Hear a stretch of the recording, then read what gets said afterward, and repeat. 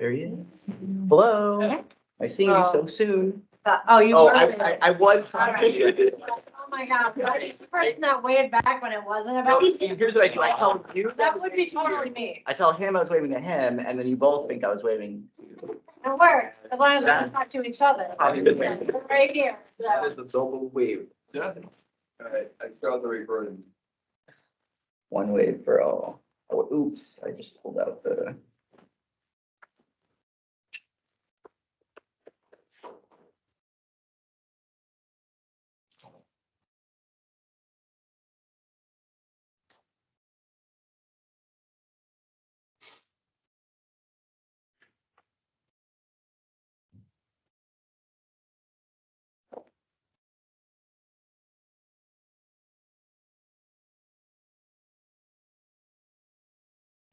Hey, this time I was waving it.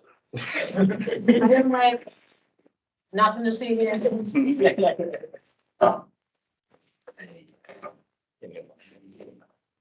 What do you want? You want the agenda?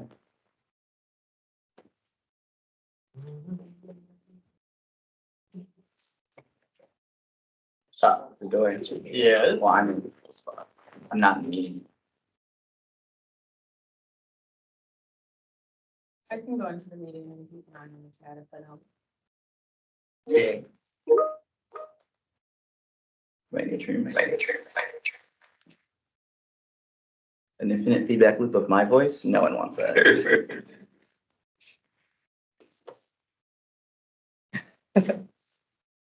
Call to order the meeting at 4:32. Roll call, Rivino. Thank you very much. This is the Student Senate General Assembly meeting of Thursday, April 4th, 2024. Now beginning roll call, please. Thank you. Starting with Executive Council, President Giovanni Michelle. Present. Thank you. Vice President Administration and Finance, Kai Brito. President, Vice President Legislative Affairs, Maggie Ju, is she online? INC. Okay, absent for now. Vice President Team Development, Annette Crowder. Present. Thank you. Vice President Public Relations, Michael Malone. Present. Thank you. Advisor Sean Green. Here. Thank you. Senator Angel Avila. Or Avila, my bad. Yep. He's here? Nice. Thank you, Angel. Senator Sierra Brunner. The Brunners. Yeah. Girl, don't make me message you. Yeah, mine. Here. Oh, okay, nice. Hey, there you go. Okay, just for the sake of it, Stacy, we'll do out of order for the sake of it. Stacy, you there too? Yes. They're both here. Okay, perfect. Okay, Senator T. Clearwater. Talked to you earlier. We're here. Okay, well, I think they're here. Senator Kodiak Kessel excused. Senator Danny Hurd. Present. Thank you. Senator Kennedy Washington, do we hear anything? Spoke to it yesterday, but But no, nothing about today? So no excusal? Excuse. Okay, well, unless that's. Nope, okay. Absent for now. Senator Cameron Wilkie,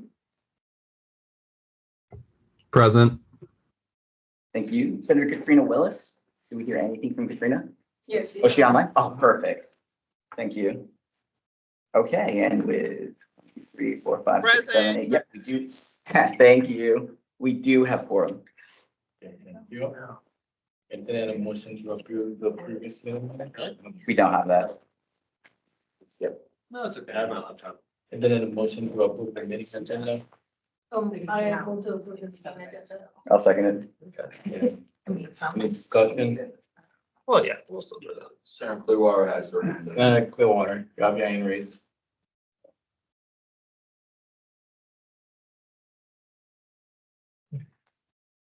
If you're speaking, we cannot hear you.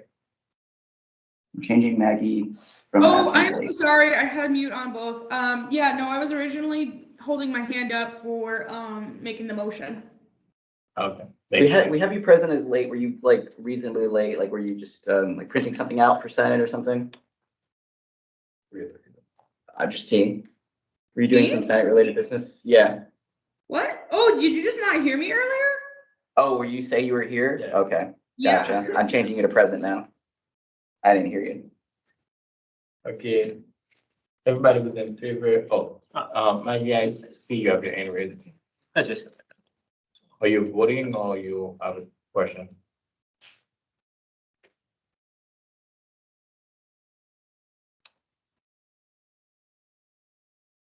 Baby Joe? Oh. Okay, everybody was in favor of approving the meeting agenda, raise your hand. 5, 6, 7, 8. Yep, majority. Thank you. Hello? Baby Joe? Yes, I couldn't. Did you guys already did the roll call? We did, but she's pretty close to Okay, it. I changed her to present. I couldn't pick up my phone because I'm on the road and I was pulled by a police, so, yeah. What? Oh, okay. Well, I guess I'll change that to present for now. Mm. And be safe on the road. Yep. Yeah. Public comment. We have our own provost here today, the group made Jills. The floor is yours. Okay. So I have to admit, I love when I get this invitation, but I panicked a little bit when I walked in the room and I saw that there were public comments. So I remember when I came in fall and I talked a little bit about Madison College and how I feel about Madison College.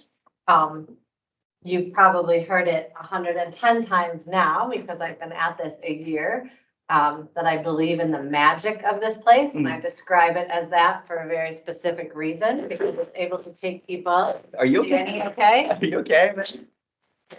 Arms up. Are you like, okay? Want me to step out? Yeah. Let's just, Oh. I know, I hate that. It's the worst feeling though. It is. More water. You good? Good now? Yeah, good. Oh, it's terrible. It's the most terrible thing when that happens. Already an eventful meeting. Yeah. We have an opportunity here to be so many different things for so many different types of students and be nimble and adaptable to the different needs of students, needs of our community, needs of our workforce, needs of transfer partners. It's inspiring. I usually try and take 2 walks during the day and I stop in and out of classrooms and just kind of hover. Sometimes people get really nervous and sometimes people are like, but it's ridiculously inspiring to see the work that's going on. And if you were at the board meeting last night or listening, I spoke very briefly about the last class I attended, which was this week, which was a CNA class over at Goodman South. And this is such, for me, a prime example of the way that we invest in pedagogical practices that really make a difference in student lives and in the lives of the people that you will affect when you go out into the world. So this particular CNA class, instead of like putting a diagram of an eyeball up on the screen and pointing out the pieces, the cornea and so forth that start to erode when you get cataracts, they had all of us put on glasses that were either covered with some kind of film or smeared with the Vaseline or something, substance like that, to imitate what a person who's suffering with cataracts is going through and what they actually see. And that type of experiential learning is so much more effective pedagogically in teaching practice than just showing a diagram of an eyeball. Also important, not disrespecting that.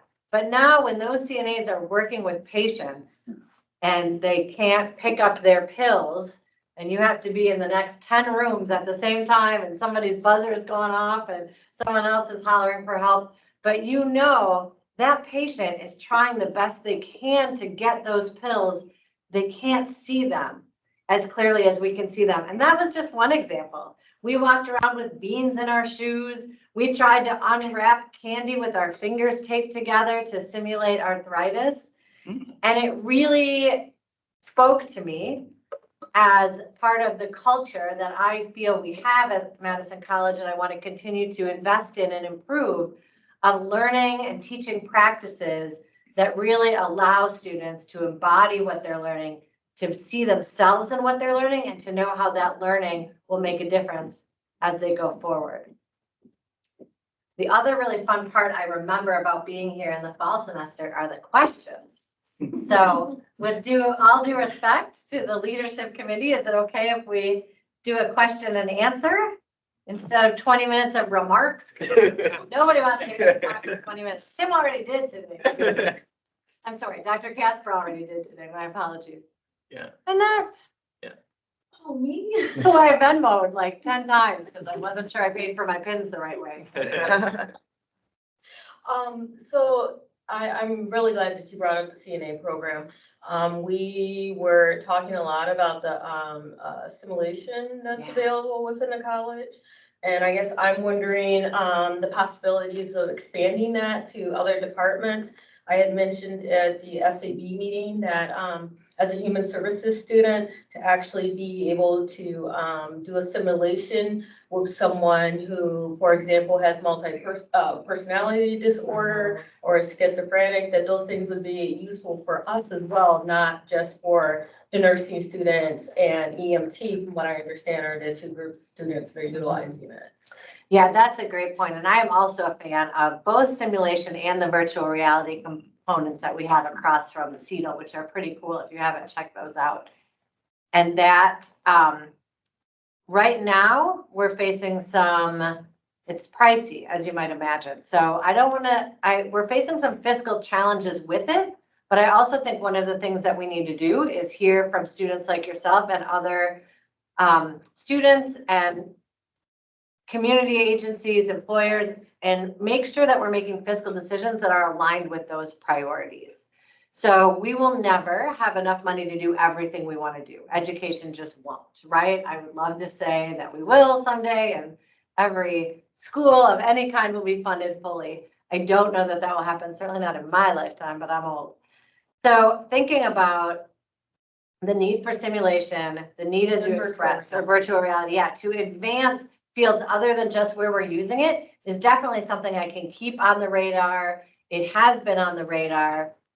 It's a great opportunity for some external grants or maybe external funding sources because people want to invest in that type of technology. So when we don't have the funds in our general fund to support that or can't find a piece that we can move to support that, we can commit to look for external funding to see if there's things like that. But yeah, the simulation program is great.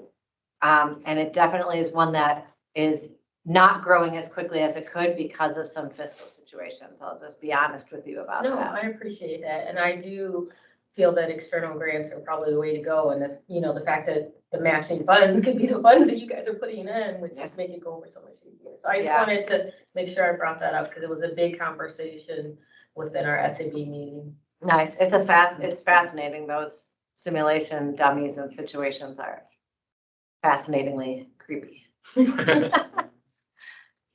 Hi, Kai. Hi, sorry, I was just consulting. Don't be, feel free. Yeah, so I guess the question I have is to piggyback to that, I have two questions. One piggybacks off of VP Crowder's question, and that would be that, one of the things that the Simulate Patient program, Jeff Wenzel, I believe his name was, mentioned is that, they should have time to do grants. And I think that's real. Like, like when you're trying to be the administrator of a program, where do you have the time to do development when you're trying to actually just operate it? Because, they're a program that's trying, it's getting to the point where they're expanding. So I, have their stats in front of me from starting in like fiscal year fall 2021. They started with like 21 SPs, and it seems like that was just like the start of the program. So like, that's where it started. But now they're operating 94 in a semester, and like almost into triple digits from just 2 years ago. So clearly the program's, having like successful outcomes for the academic side of it, right? So like there's nursing getting involved. I forget the other organization, protective services, as well as 4 other departments within like the health and protective services built each of those respective buildings, right? So like there's buy-in from there, right? But no one has the money for it, right? But where do we get to have like maybe we need to hire a person to be specifically doing like grants for those types of programs? Where does foundation play into that? Like how are we having like that strategic conversation about acquiring those funds? Obviously, I feel like it's had to have been on your radar, but like, do we need, like, what's the next step? Where are we looking at? Maybe that's part of Strategic Vision 2030, who knows? But if you could just comment on some of that. Yeah, I'd appreciate definitely. it. Thank you for bringing up the foundation. That's another opportunity, right? So we have Brian Woodhouse, who used to be a VP here, is now over in the foundation, and they're coming up with some really interesting ideas to get things like this simulation in front of different donors and almost a donors choose not the trademarked one, but more of like a catalog for donors of where they can make an investment in Madison College. And so getting simulation and virtual reality as part of that catalog of gifts is a wonderful idea. We do have a grants office, and as you might imagine, with all kinds of other people here on this campus and all of our regional campuses, they are also working at capacity.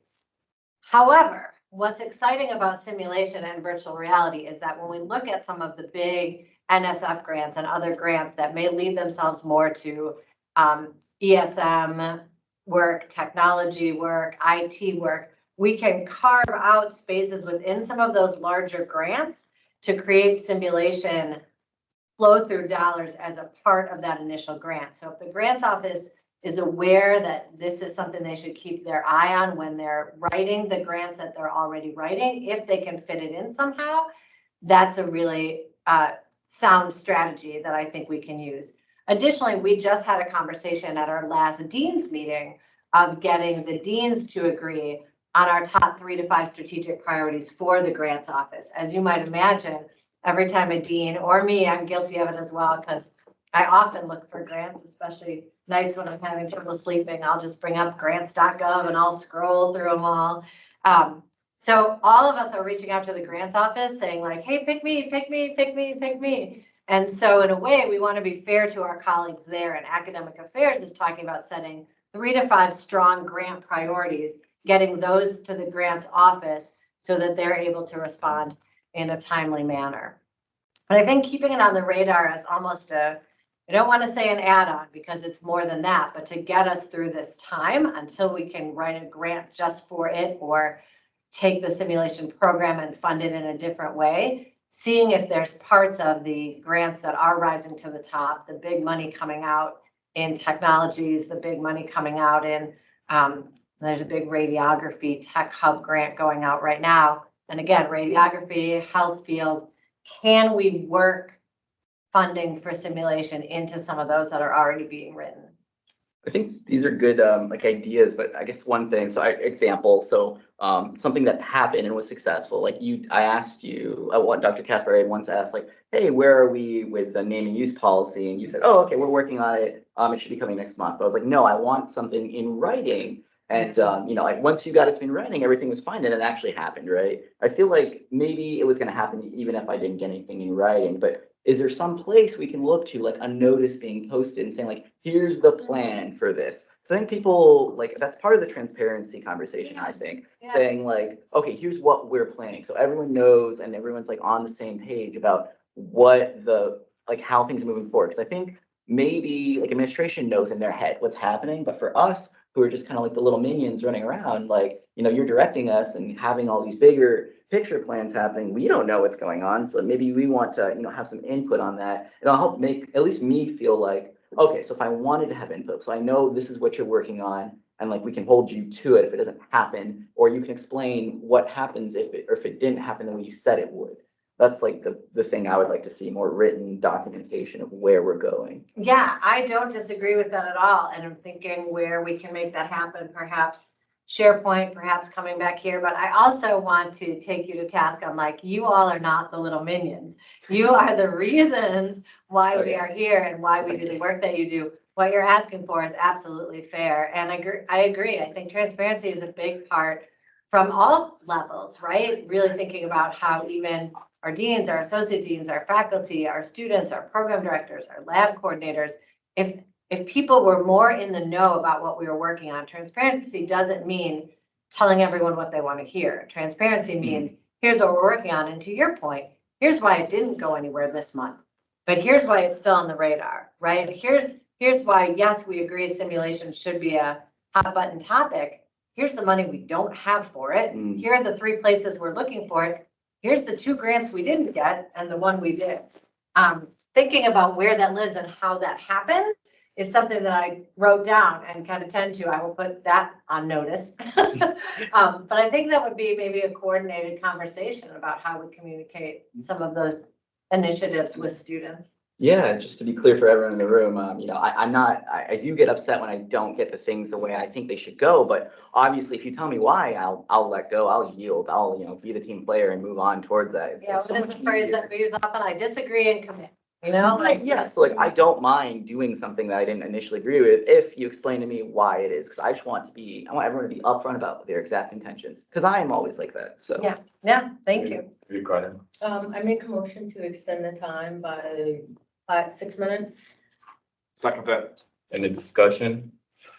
Everybody was in favor of extending the time by 6 minutes, raise your hand.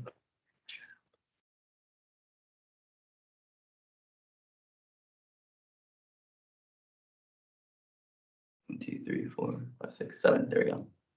Or eight technically, I guess, yeah. Yeah. That's enough, majority. Now I'm raising my hand again. Now she has a 6-minute question. So some of our, I know you guys haven't been presented our 3-year plan yet, but just a little, heads up. We are very interested in alumni relations. We use the theory of, think about all the students that go around calling themselves Badgers. Well, we want everybody going around calling Yep. themselves Wolfies or Wolfpack or whatever. So we really are looking for assistance or maybe creating a committee on how to improve our alumni relations, including, I mean, I know that the college tends to try and hire people that have gone through Madison College, which I think is absolutely amazing. But in general, just to improve that alumni relations. I guess it's something I want to throw on the radar, which is probably Yes. already there too. And then just the second part of that, one of the other things that we have on there is just sustainability slash is it it's not Sustainable campus recycle. operations. Thank you. Zero waste initiatives. Yes. Renewable energy initiatives. Wrong word. I didn't want to say recycle. So, I mean, those are things that we're thinking about, or not thinking about. Those are things that are in our 3-year plan. And so I guess if you could keep that in mind and pass that information along. Because, Yeah, I thank you for sharing those. And alumni relations has been hot on my radar for a long time. And I think there's some, I say small, but logistically perhaps not small, things that we could start to do. An alumni picnic in the summer where we just throw it open, put an ad in the different magazines and Isthmus, whoever was at Madison College. And I'm really keen on this idea of trying to get people that transfer to their four-year schools to wear a blue and white cord at their graduation. You get a yellow cord for honors and all these things. I want all of the transfer students across our state to have a blue and white cord at graduation and to look around and be like, wait, you started at Madison College? You started at Madison? I mean, the graduates in Camp Randall that are going to have that blue and white cord is going to be a heck of a lot.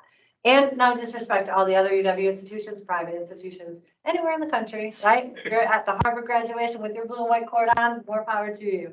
But I think that's also another way that we can recognize this is a place where greatness begins.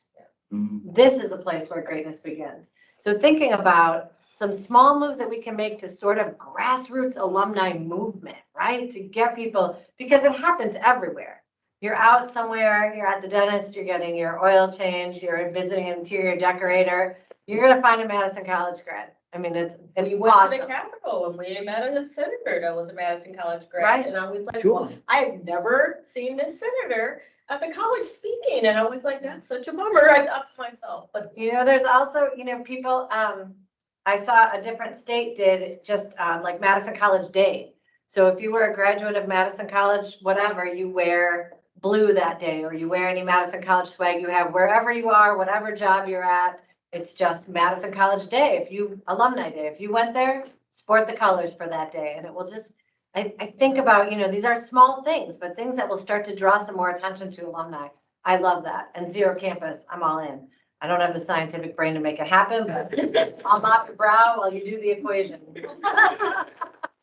so thank you. I really appreciate hearing that. I mean, even, I'll just say one more really quick thing. I mean, even with our graduates that are leaving Senate and going on, when I became team development VP, I decided that sorry for everyone who's graduating, you're gonna know what you're getting. I decided that they're getting a Madison College t-shirt because I want them going to their next school wearing something Madison College. Yeah. So maybe in your favorite color, so that's why. Thank you. Sure. Any other question? If we have time, I guess the last thing to mention is that, one of the things that people wrote down in our Senate Town Hall is that we should create a website. Okay. And that website could have donation features. Yeah, yeah. Because once we start making money, I can't do it right now, but like theoretically, I make money as an accountant and some of that can come back here. Yeah. I like it. I like it. And then it'll be tax deductible. That's exactly how accountant thinks. Might need help with our taxes, so. Well, for Alright. me, when I was running, as the student senate president, I was talking about the alumni. I was thinking the website, because the feeling I have in my program where it's like my teacher always sending like, job posting, like, but it's sending to us only. And I was like, that is a great thing to expand into the college. It's like, this is where they post, like, I know someone, like, before I say it to someone else, I have a fellow person I know who's doing that, who was an interior designer. I need an interior designer. That's the person I will Yeah, contact. yeah. Like, that's sort of like, networking. That's what I was looking at. Yeah, absolutely. Really referring people, us using our own graduates and then referring other people to Madison College graduates, and those types of connections can really go far, even when you move to a new city. Do you know who in your city is a Madison College grad, right? Can they hook you up with some networking opportunities or even list of best restaurants, anything like that? But this whole idea of the alumni being a tight-knit community and helping each other prosper is just absolutely an idea I'm in favor of. Madam Willis, your hand raised. Yes, the only thing, it's not a question, I was just gonna add as a comment. I know it's been a multiple time alumni from Madison College. One of the things that I would enjoy personally, and I'm sure others would too, is if we came up with like some kind of pin, like after graduation that people can wear. So if you wear like lapel pins, tie tags, cufflinks, whatever, but things that if somebody wanted to put it on, and just subtly let other people know that they are alumni, I think that would be great. So Nice, headstones, great whatever. suggestion. Yes, thank Yeah. you. Great suggestion. Good idea. Any other question? You always have the last word. Okay, thank you very much for coming. It was really, really informational, like just having this back and forth, that was really great. It was, I hope I didn't disappoint without having a 20-minute PowerPoint of strategic direction. I like to dialogue. It's better to talk with. Thanks. I'm looking forward to reading the 3-year plan. And if you get out about after 6:30, stop downstairs. It's an evening with artifacts if you're interested in archaeology at all. Thank There's a you. whole bunch of artifacts down. Thank you. Thank you. All right, y'all are awesome. Keep being amazing. Thank you. Thank you. Next, it's SAB budget presentation. Kelly Payne, Alex Geisler. 15 minutes. Do you want to just we can just say. I marked it. Yeah, the link or something. Exactly. And I see the lyrics online. Cool. So I'm Alex. I'm the director of the Volunteer Center. And I'm Kelly Kwang, and I'm with the Clarion, the editor-in-chief of the Clarion. Yeah, and we're just here to represent the SAB and give you guys a budget presentation, what we've been working on this spring. So I guess before it gets to go into it, just a little quick background. The organizations on the SAB reduced our budgets by around 14% this year for a couple of reasons. One was really high inflation, which increased our expenses, so we needed to make room in the budget. Enrollment was down since the pandemic, and then also, yeah, the tuition freeze affected how much revenue we got from the activity fee. that activity fee was it was a percentage of tuition. So tuition was frozen, that means that fee was frozen, and so I wasn't like keeping up with the times. So I think we can do the next slide then. Oh yeah, okay, cool. So it's actually different than what I was expecting, but that's fine, we'll work with it. So we passed a referendum last semester, which changed or restructured the activity fee to be flat for credit, or like a flat fee per credit of $12.30. And then obviously you guys know that because you passed the resolution. And so this freed up about, or I think it created about, or it's projected to create about $300,000 in additional revenue. And so, yeah, I guess I just wanted to say before we go into the highlights. So with this extra revenue, we wanted to increase our spending. Because SAB has a policy of keeping its reserves at a percentage of our total budget. So we want to keep our reserve between 7 and 15%. So with the increased revenue, we kind of aim to increase our spending. The exact figures, I think it was, if we'd increased our spending by 224,000, that would have kept us at our reserve maximum. If we increased our spending by like 410 or 415,000, that would have kept us at our reserve minimum. So we just aimed to go somewhere in the middle. I think we ended up at about 3 to 350 increase. So then, yeah, so some highlights. Is that the next slide? I think it's the next slide. Yeah. Do you want to think some highlights?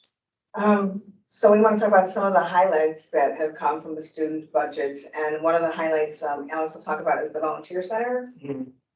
Yeah, so the volunteer center is pretty big change, 69% increase. That is pretty much entirely changing our pay structure for student employees to go from stipends to hourly. And the reason we want to do that was, one, to be fair to the student employees. You know, every hourly job on campus, which is like, you know, working in the library or the SAC or the cafeteria or facilities, it's $15 an hour. But then with our stipends, it was like $600 per semester. And then if you work 5 hours per week, which was our minimum, it ends up being like $8 an hour. Yeah, like $8 an hour. And so that's pretty low. And then we want to attract candidates. We want to attract good applicants. And, you know, on Handshake, the hourly positions are much more competitive. And then also, we don't want students working, like kind of getting around that like 20-hour per week limit, which a lot of people can do. You know, they can work 20 hours per week hourly and they get a couple of stipend positions, and just like, it's really high workload. And it's also not really setting them up to prioritize their stipend positions. So that was where the volunteer center came from. And some of the other highlights are the travel for the clubs was restricted. This year it was just cut down. And so now clubs like BPA, Business Professionals of America, or Skills USA, they have the ability to travel for educational reasons. Other highlights that may not have been mentioned, we increased the pay for conductors, so they can now bring in conductors for musical and ensembles for the free musicals and the free plays for our student body. Okay. And then we can return to the previous budgets that we couldn't work with last year. Yes, it's just kind of like a lot of organizations that cut their budgets by around 14% could go back up to the pre-cut levels. Next slide.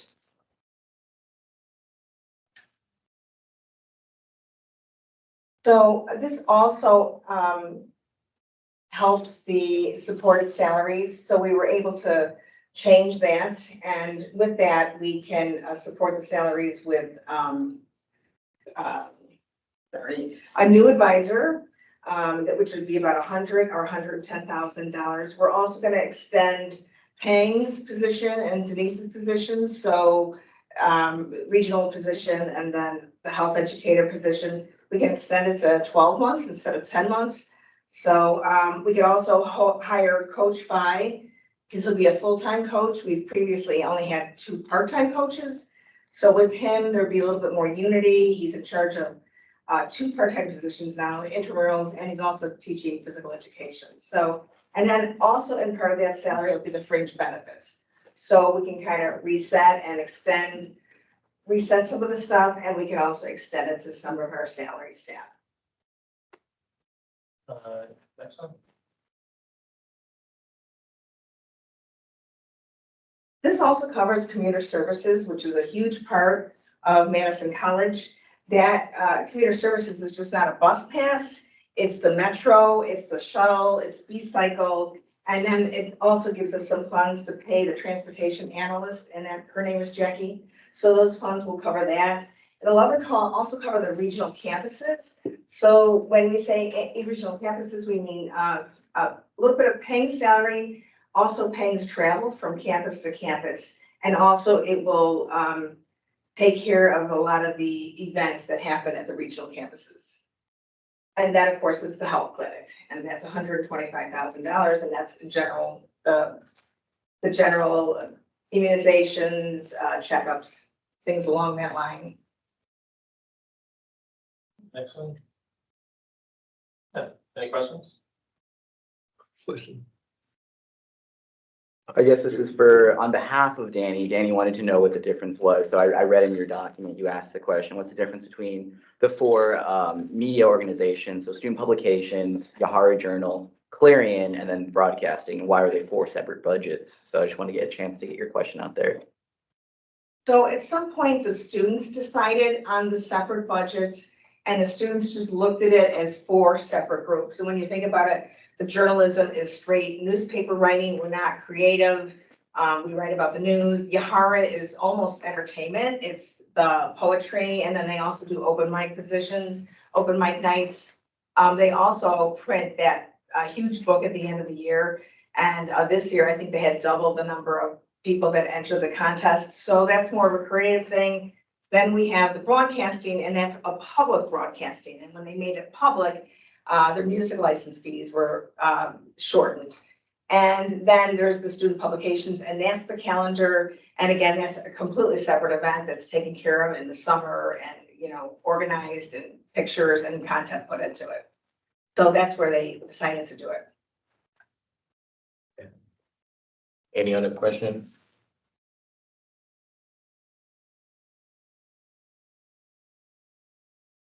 Okay. Thank you. New business. SAB budget review, Q&A, and voting. Part of that is a presentation listed. Is that there? This top one or this bottom? Yep, Senate provisions.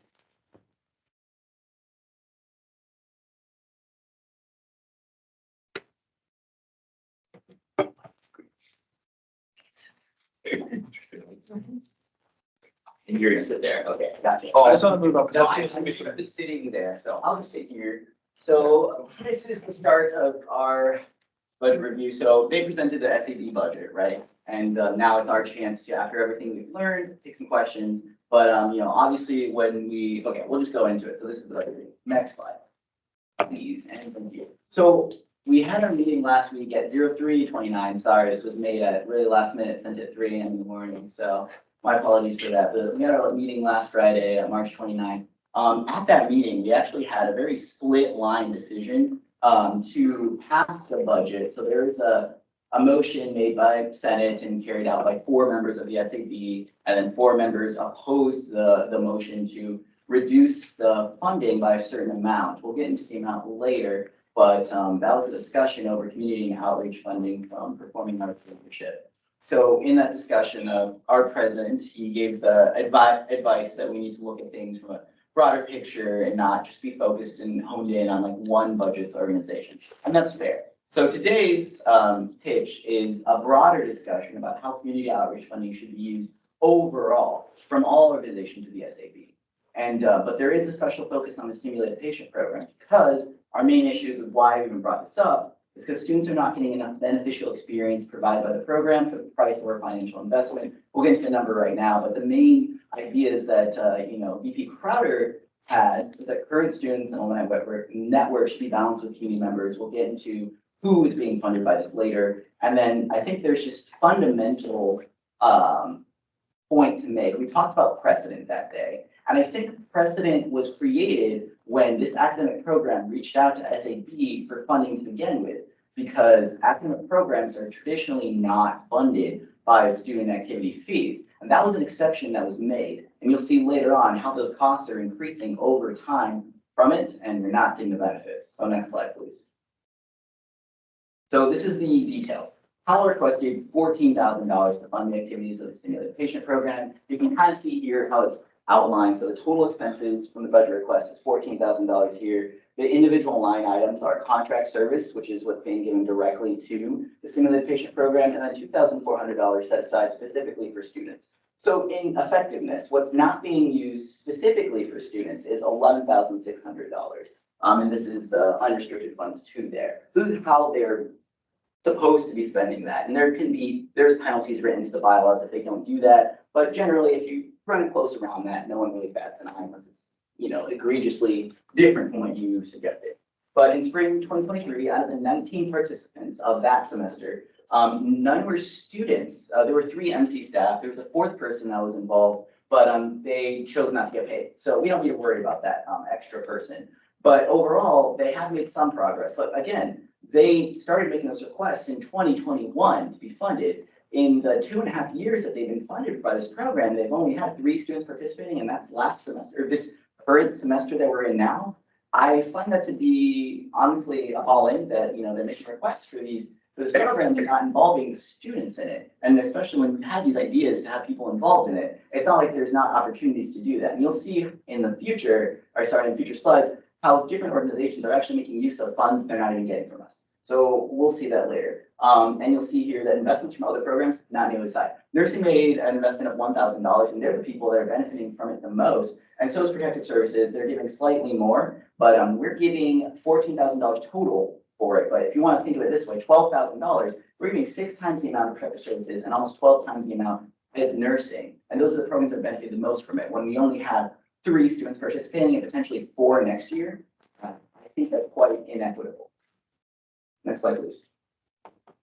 This is the cost of the Simulated Patient Program. So this is over the years of when they started. So you'll see here in the very first year, their infancy, this is exactly what they have been doing. So it's jumped from 21 simulations all the way up to 94. So they're growing. They're a growing program. And with that growth comes an increase in costs. You'll see here. So it goes up from $1,030 to $7,200. So the specific expenses of the program, not including the salary operational costs. So this is just, salary administrative costs, and this is just the operational costs. So it's growing, it's expanding, more and more of these SPs are happening, but students aren't getting the participation in it. And if we're going to keep funding this program, the inequity is only going to grow over time. So we kind of need to put a stop to this now before it gets even worse, because how many more times is it going to cut into our budget? What percentage of it is going to be every single time? It's the growth is kind of like cost increase is kind of slowing down, but it doesn't seem to be, the rate is slowing down,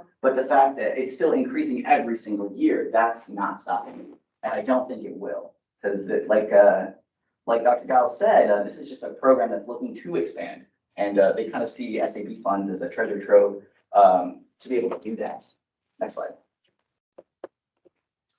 So if we want to talk about the difference between academic programming and programming meant to be for student organizations, here's a student organization that isn't receiving SAB funds other than through ELT club funding.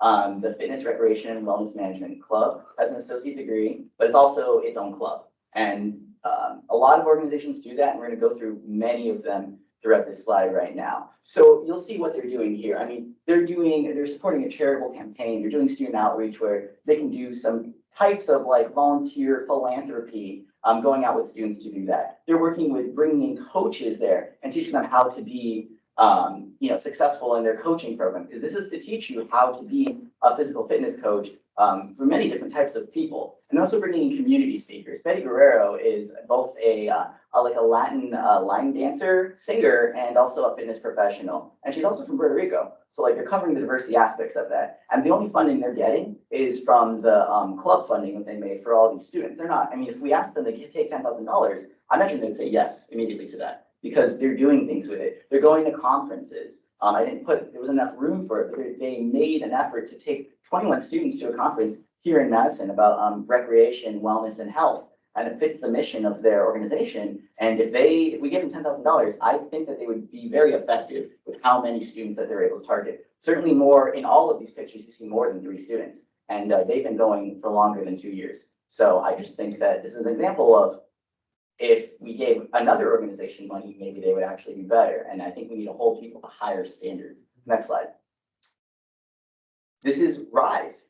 There's RISE, programs which are funded by the government. This is a government fund to help people with their, academic programs. It's meant for first generation students, students of color, and also students with disabilities. Is that correct? And students with financial challenges. Yes, I believe, yes, that's the requirement of the program for all 3 of those areas. You have to have financial challenges and meet one of those other criteria for identity-based. So that's what RISE programming does. And you'll see here, even one of our student senators is in the mix. They went to Black, Brown, and College Bound. This is an academic program, right? They went there to learn about college initiatives for how to succeed in college, given the identity and the struggles you might uniquely face for your own personal identity. And those, obviously that's going to be really important for academic programming. We have the RISE Gala. That's a social event where people can connect and learn. There's some other people at this college too that are graduating and getting the same support systems that you're using. It's good to meet people. And when you meet people and you make friends and social connections, you do better in school. That's something that I think all of us seem to understand in the involvement that we have at this college. There's also the RISE SAB. Here's some of the planning committee members here. They're holding things like open houses and getting people involved, and it's for everyone. You don't need to be one of the members of the identity. You don't need to be in a RISE group to be a part of that group. Sorry, you don't need a RISE member officially to be part of that student activities group. It's open to everyone. And they're doing all these events. They're going out and extra, above and beyond of what their program requires them to do because they care. And they're not getting SAB funding other than through the club, because they created a club which is limited to $5,000 per semester per year, right? Actually, $5,000 per year. Yeah. Yeah, it's $5,000 per year actually, which is much less than we're giving the single education program. Next slide. Well, one other thing I want to mention about the RISE, they also did their first annual family dinner for Christmas, or just before Christmas, right after the, yep. Let's go back a slide 2. So you'll notice here, we're not funding RISE programming here. Does that mean that Madison College doesn't care about diversity programming? Prove me wrong right here. There's a clear example of how we're funding 2 different programs differently. Can anyone think of the example that correlates to RISE in our current student organizations? No, should I just say it? We fund IE, we fund Intercultural Exchange, we fund UCG, United Common Ground. And obviously they have similar initiatives to create student programming for students around their identity-based clubs. That's what they try and do, bringing cultural experiences to the student body, which is open for everyone. However, why are they getting funded and not RISE? Well, RISE is an academic program. Case in point. Next slide, sorry. STEM Club and STEM Voices. Again, another example where they're bringing in students to, they have their own department with their own funding and budgets. They're bringing in professors, but they're also making use of the club funding to go to EPIC, to build solar panel powered cars. And they're bringing in professors to talk about pay inequity in STEM, gender-based pay inequity in STEM professions. These are things that they aren't able to do without the extra club funding, because most of their funding goes towards the high-end equipment technology they need to be at the cutting edge and recruit people into the School of Science, Engineering, and Materials. I don't remember what it's called, but I'm not a science student. So, but here's the thing: they're doing these activities, engaging more than 3 students in all of these events, and they're not getting money. And honestly, they actually want in on the conversation about who gets to be part of SAB. So we're giving $10,000 to Simulation Education Program. Well, then why aren't we giving money to any of these 3 other organizations? Because I think if that's the standard that we're setting, then it's open to everyone, and it's a wild west out there. Because you know what? I'll just start telling everyone, just go apply to SAB because we don't have standards. So next slide. So this summary, let's just read them all on slide. Many different academic programs are outperforming. So as I mentioned, I emphasize that. Ask yourself the question, should these programs be getting funding? And are we actually giving funding to all these different organizations? Or is the Simulation Education Program being treated differently? And you know what? It's fine that they are, but I think there needs to be some buy-in from them. And obviously, you know, I sent a document yesterday that we got from Jeff Wenzel about some of the commitments that they're making. They committed to meeting with PAL 2 times a semester. They committed to making space for 7 to 8 students in their program, creating a mentorship program. There has been some feedback from them. But for me, from my perspective, it's a little too late to trust them at their fullest, and also for the amount that we're giving them. That's why I think there needs to be a limit. I think that $5,000 limit of what we're giving other clubs who are using those funds much more effectively seems to be a natural place to start looking at that. And that's not going up for conversation right now. I think that's the conversation for next year. We're not going to throw a wrench in the budget. Is Usman here? Maybe. Is Usman Darbo in the chat? Well, I'm Yes, just letting yes, you I'm know that here. we're not changing any numbers. Don't worry. I feel like that's the logical conclusion you might be jumping to. So we're not going to give you any extra work to project on our end. But there are no current guidelines for how we evaluate funding usage for community outreach for non-extracurricular activities, aka academic programs such as the Simulated Patient Program, or the Fitness, Recreation, and Wellness Program, or the STEM Center, or RISE SAB, which are all clubs currently, by the way. Next slide. Here's the timeline. 3/29, I got the date right on that one. SAB budget approved overall. Even I voted on it because I felt defeated that day. I was like, okay, well, I had my point. But I forgot, we're in Student Senate. We have to approve it at the end anyways. I should have emphasized that in the club. I didn't do that. So didn't understand how that worked quite. Well, now we're learning here. Today is the Student Senate review. This is where we're going to be making a motion and voting on it. 4/5, that meeting is canceled. So the next time that we can meet is actually on 4/12. I won't be there because of WSG. I don't know, Annette, are you going to WSG? You are, so we're also not going to be there. I don't know if we can send an alternative, but it'll be interesting because Giovanni's going to have to watch over it because you're not going to WSG, are you? No. Right, so Giovanni, you're going to be at the SAB meeting? Yeah. Okay, so. I will jump online too, because you can't. I have to drive to a different thing Okay. that I'll be present at, so that's unfortunate. But that is the timeline. So if we reject the budget plan as now, that might have to be the case. But let's go to the next slide.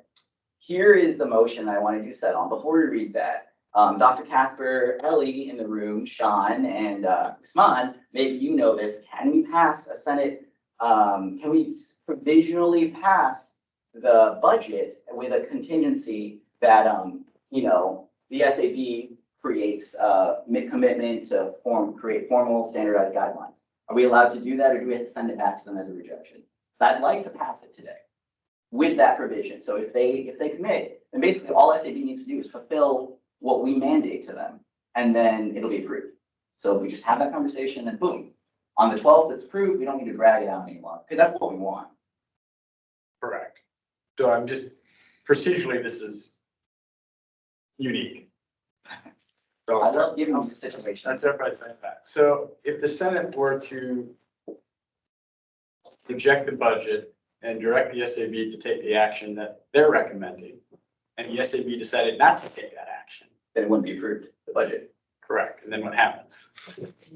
That's something that we'll have to deal with, but it won't be our fault at that point. We're making a reasonable request, and I think that at that point, then the SAB would be at fault. Yeah, I'm That's how I see not trying to assign blame, and I'm not I trying to am. predict what I'm just pointing out procedurally. I think what might be, go ahead. I just want, I'm sorry, I didn't mean to interrupt Dr. Casper. I think that there are comments from Charlie Sparks, who is in PAL, that Giovanni think maybe it would be useful to read, and I think they want to make a statement or speak. Yep. And in all fairness, Yeah. that should be. Yeah. And, but I didn't need to. No worries, I'll just conclude here quickly. So that's, right, just the risk, right? So I'll just point that out for your consideration. I don't have the answer. I'm just saying that's the risk. But we could do that though, right? We do theoretically. are able to. There's nothing I'm aware of procedurally that would say you cannot do that. Thank you. First. I'm just gonna read the chat and then after From that. Ellie? I would read the one from Ellie. Yeah, first, that's and what I that'll was- Be the solution. That's why I was raising my hand. Oh, okay. Were you doing the same thing? Yep. Okay. You got it. Okay, so Ellie, put a notation in here. My recommendation is to create a separate resolution to ask SAB to create guidelines around funding for academic collaborations. And then we can go ahead and proceed with passing the budget. I would be in support of that. That's what I I'll make a motion to. Wait, sorry, before we do that, I think that, would it be okay for Charlie to speak? Oh, yeah, definitely. Yeah, Charlie. Just to give, I don't know. Yes, sorry he about wants that, to. Charlie. Thank you. I appreciate that. I did just want to make it known for those that were not present at the SAB meeting.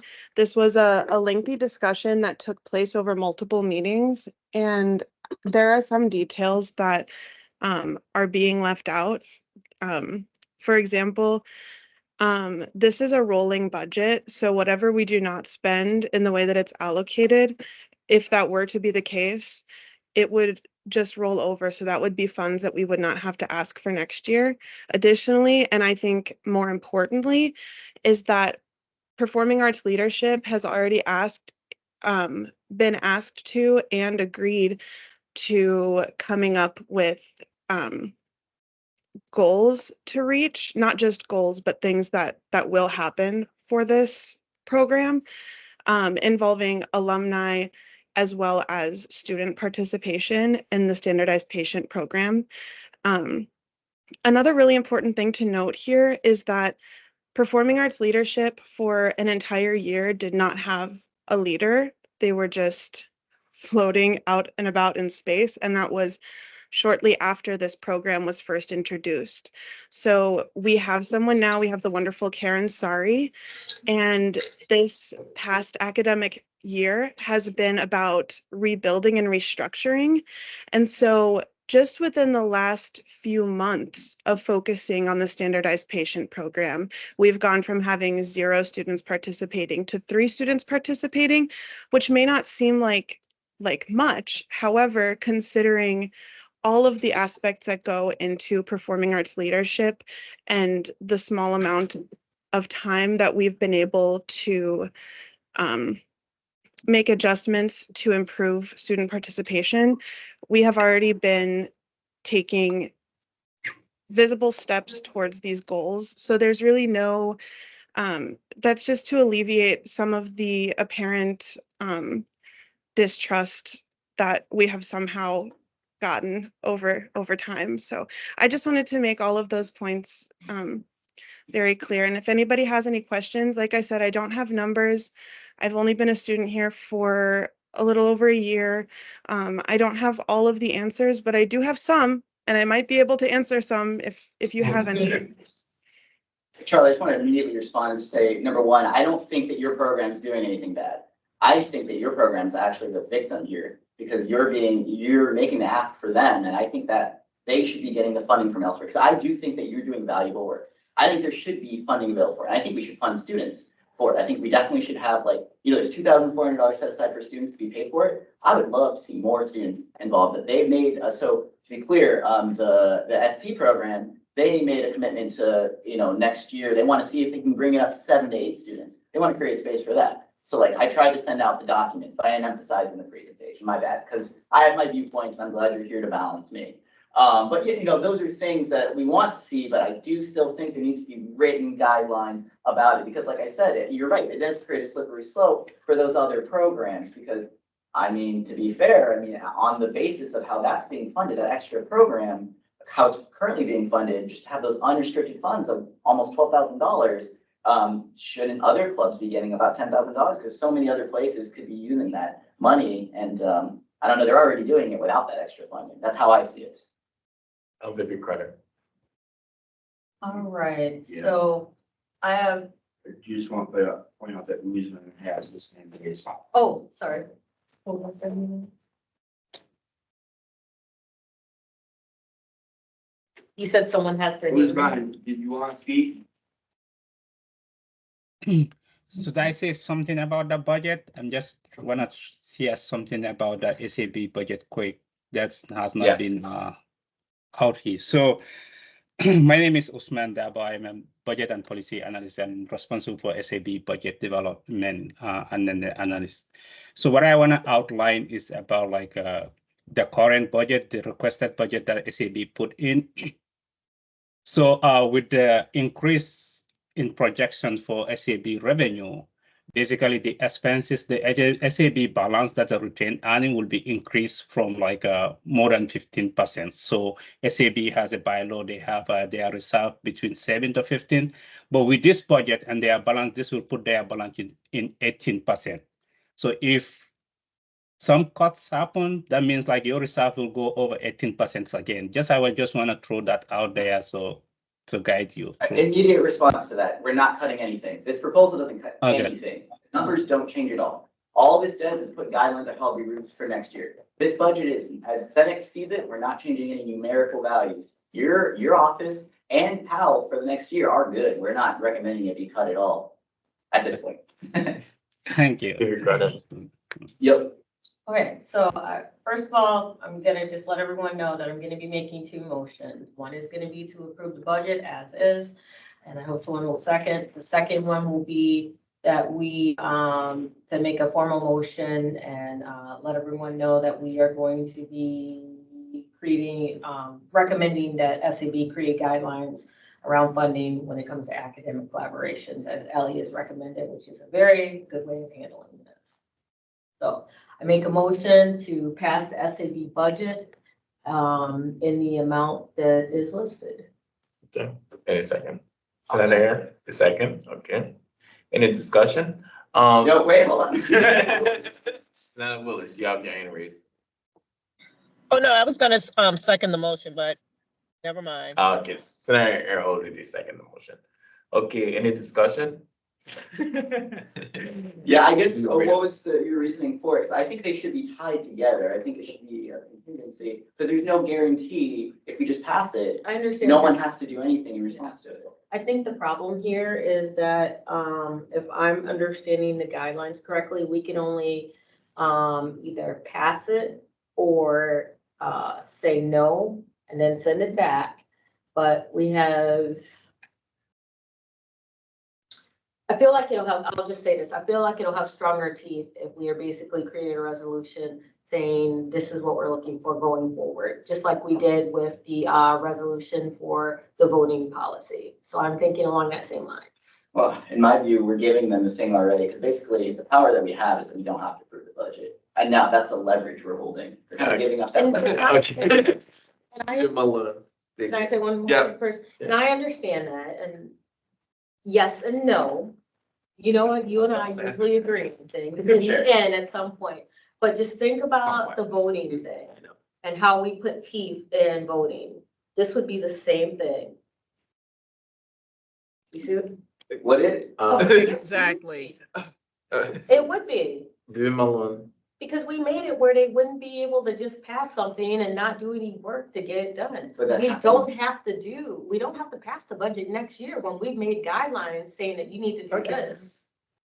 But we're waiting a whole year to do that. We're waiting a whole There's a year graph. for the budget, but they're gonna get that ahead of time and know what the expectation is. I just want them to commit to writing it so that there's like a promise, basically. And we could ask them to start. Okay, scheduling okay, it out. okay, it's not a back and forth. Sorry. I don't want sloppy work, and if they send something back that, that doesn't make sense, or we haven't looked at all the loopholes, like what we were talking about before, then there's that problem. And if we have some time to actually view it, then we make sure we get the loopholes out too. Leave him alone. And I'm just gonna play kind of devil's advocate here. Both of your points are good points. I see where both of you are coming from, but I think looking at it from the bigger thing, the failure of rejecting it now and then having it go back to SAB and then potentially not having anything done and then trying to figure out what you're gonna do. I don't think we should put it in that place. And it just have like some sort of safeguard, like you're saying, with like the resolution and, figure out how you wanna do that to accommodate the ask.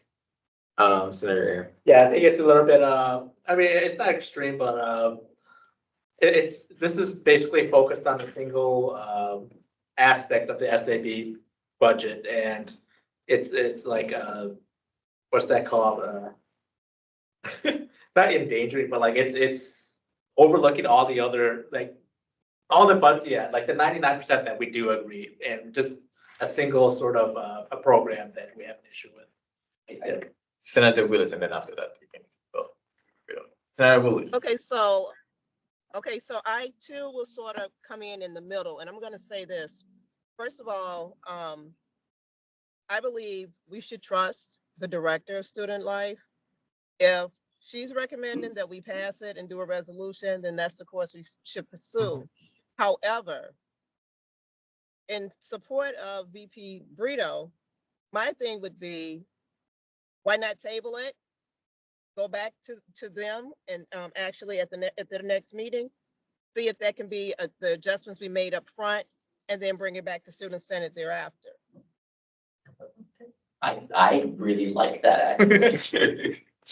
Okay, any other question? I guess the thing I want is, I wonder if this was clear. So they're not gonna make like standards in that meeting on the 12th. This is like a commitment to do it before the 2025-2026. So basically right about now.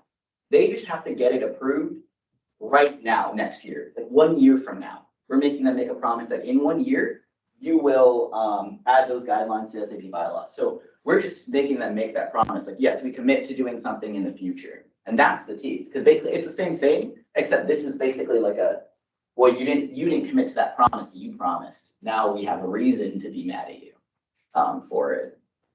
That's how I see it. Okay, Charlie, all right. I just had a question. Oh, go ahead. Oh, I'm sorry. I was just gonna put it out as a reminder. I know I already said it, but we, Performing Arts Leadership, have already been asked to come up with a list of goals that we are going to accomplish this year with our outreach budget, the budget that we're discussing right now. And the consensus was with the Student Activities Board is if those goals were not met, then it would be a discussion for next year, which is essentially what we all, it seems everybody, both the SAB and the Student Senate, were all saying the same thing, just in different words. So I just wanted to point that out. Drew Malone, VP Carter. I call the question. Oh, I call the question.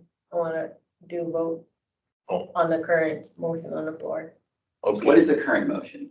The current motion is to approve the budget as it is. And that's it, I think. Yeah. But then I'm gonna have a second motion after that, or you could make the motion on how then. I like the trees. I like that too, but we should at least handle this question. Okay, the motion on the floor is to accept the budget as they presented, the SAB budget as they presented. And everybody was in favor, is there any? Oh, wait, I got one question for a discussion. Are we gonna have another motion to table it right after this? No, if it's failed, because we already have a motion. If it's failed, like anybody can make another motion. Okay, everybody was in favor of approving the SAB budget as it is, raise your hand.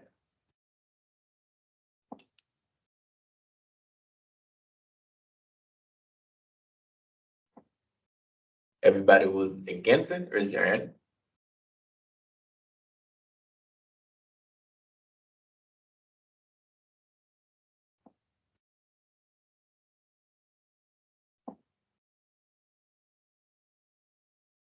That's 4 people, but we should get clarification if that's both runners or just one runner in that vote, right? And Nahaya, you unfortunately are not a voting member yet, so you cannot vote. I want to just abstain, but if there's one needed to go, then. Okay. Okay, anybody was abstaining? Okay. Now the motion fell. Now you want to make another motion? Yes, I'll make a motion to table the budget until after we have our conversation with SAB, or until our representative has a conversation with our SAB. Are you talking about me? Yeah, you. Oh, us. Okay, By the date as well. Oh, yes. Before Be as specific as possible. Okay. So there's no meeting scheduled right now. Yeah, and the meeting for this. So there is that problem. I know. There's no meeting scheduled. Okay, so They have now a I meeting have on a the question for our money guy. I'd Or- like to know, like, or maybe, Dr. Casper knows, when do the budgets need to be approved so that there is a seamless situation? This budget should be handled by the time the district board acts on it in May. That's the first Wednesday in May. So that we're so close to 3 weeks. Except when are we gonna be able to have a meeting? Because LE is gonna be gone on the 19th. The 12th, well, I could get on, yeah, if we're able to. I think the next meeting gonna be the 12th, right? The next meeting is scheduled for April the 12th. Okay, Depending on what you expect as an outcome from that meeting may determine whether or not the Yeah. SAB needs to meet again this current academic year. Or whether, as was suggested earlier in this dialogue, is there something that this body, the Senate, wants the SAB to act on during the course of next academic year in preparation for the fiscal year 25-26 budget? so, No, go ahead. well, I was gonna say, maybe we should get it very clear as to what we're trying to do. Because my initial thought was to approve the budget and then have our contingency in place with, like Ellie recommended, of the resolution, so that we can make sure that we're getting that information before we do the next budget. But then I feel like you actually said the same thing, the more I think about it now. We said the same thing, but the difference is that mine makes them make a promise that it looks, basically it's more of a commitment. Yours is like a faith, right? It's like, I trust that you're gonna do this, versus I trust you're gonna do this because you said you would. That's the two differences between ours. But doesn't our resolutions hold weight to Not me? over the, we can say the student senate believes this, but it doesn't force anything on them. But what about for the referendum? We passed a resolution saying the 5%, and that was 5% to pass it. That's because we're in control of the voting. Mm. We're not in, the budget is under our control only in so much as we can accept it or approve it, and that we're one member and the current chair of the SAB. But if we're overruled, then that's it. Like, everyone can overrule us if we just don't. If we come up with something very unpopular, let's cut all student budgets, except for student debt, which I'm on record of saying that. You said it against me, promise. You said that. That would be totally outrageous, right? And everyone would vote against us. So we don't have all the power here. We just do have a little more, like, I don't know, like, sway, if you want to put it that way. And that's why we should use that sway. Okay. Oh, I want to say Doug had his hand up. Doug! Cannot see him. Yeah, I was just gonna ask that you still kind of have a budget control though, Kai, because you can put in your resolution that you want this plan passed before the 2024-25 budget proposal from SAB. that was what I originally wanted, that basically I'm forcing them to make a plan to have that before next year's budget. And he's saying that can be put into the resolution. What, so is this resolution separate, like something that we're saying the SAB has to do? That's where I was gonna go with it. Is there any way within the resolution to say, this is what we want, and this is the action we want you to take? So it has like more teeth. It's like, we're not just saying, okay, this is what we want here. We're showing support for this, but we're actually saying, this is what we want, and this is what we want you to do about it, to take more action on it. Yeah, is it binding? Be more like directive and like have more like, if you don't do this, X is gonna happen, so you see the consequence of not doing what you're asking in the resolution type thing, the cause and effect of it. That's exactly by way what of I'm going for. Doug, do you know if those resolutions are binding? When we pass that? Advisor Green. Senator Willis. Senator Willis can speak for us.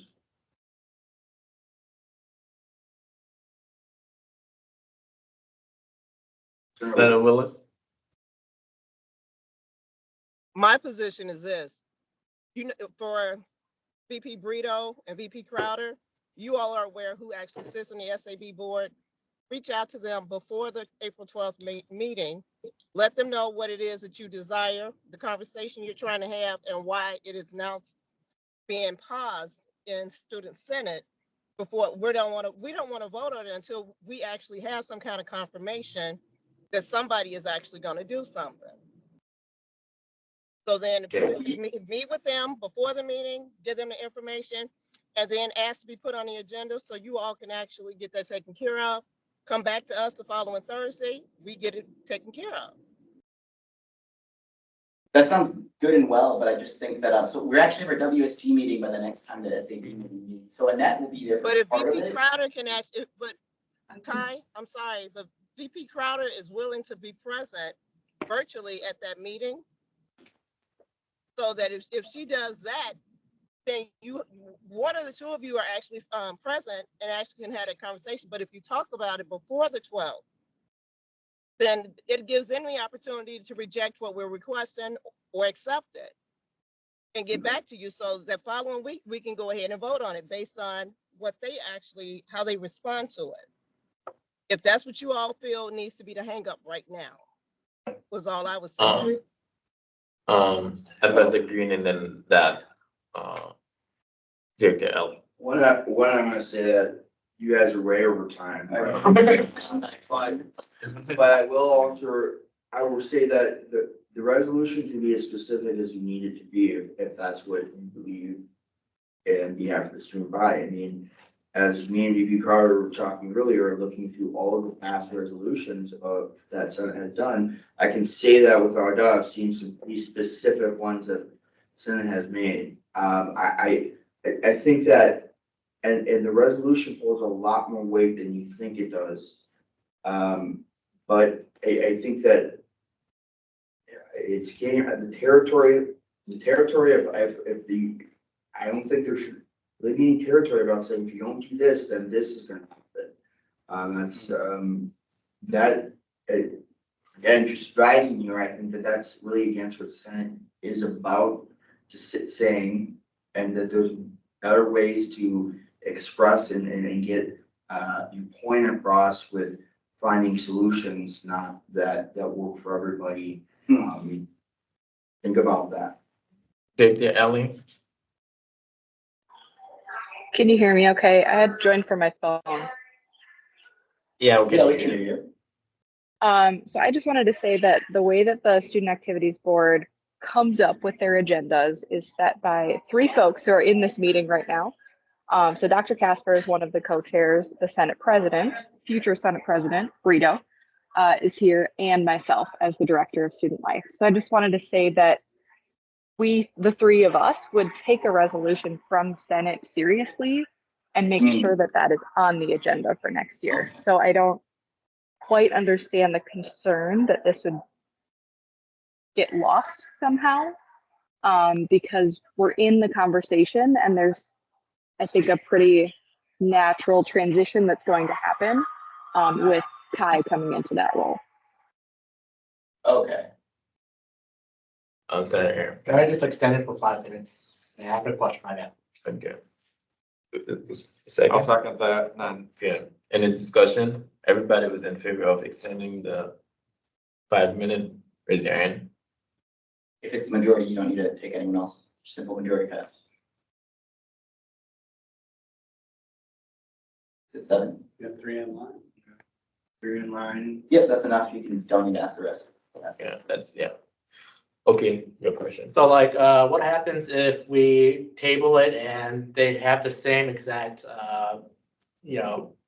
ruling right afterwards? And then we bring it back and then would we all be okay approving it?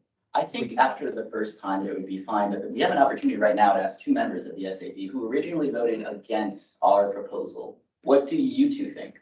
Alex, from Volunteer Center. I'll start. So first of all, this was not proposed at the last SAB meeting. The motion was to reduce the budget for the simulated patient program, and I voted against that. And I think this is reasonable. I would be happy to talk about this, and because should SAB money go towards academic programs? Overall, I don't think so. I think most people don't think so. This particular program is different because there are students that want to participate in it, performing arts. So yeah, I feel like this is very reasonable. Okay. Malone. Oh, sorry, Kelly is next.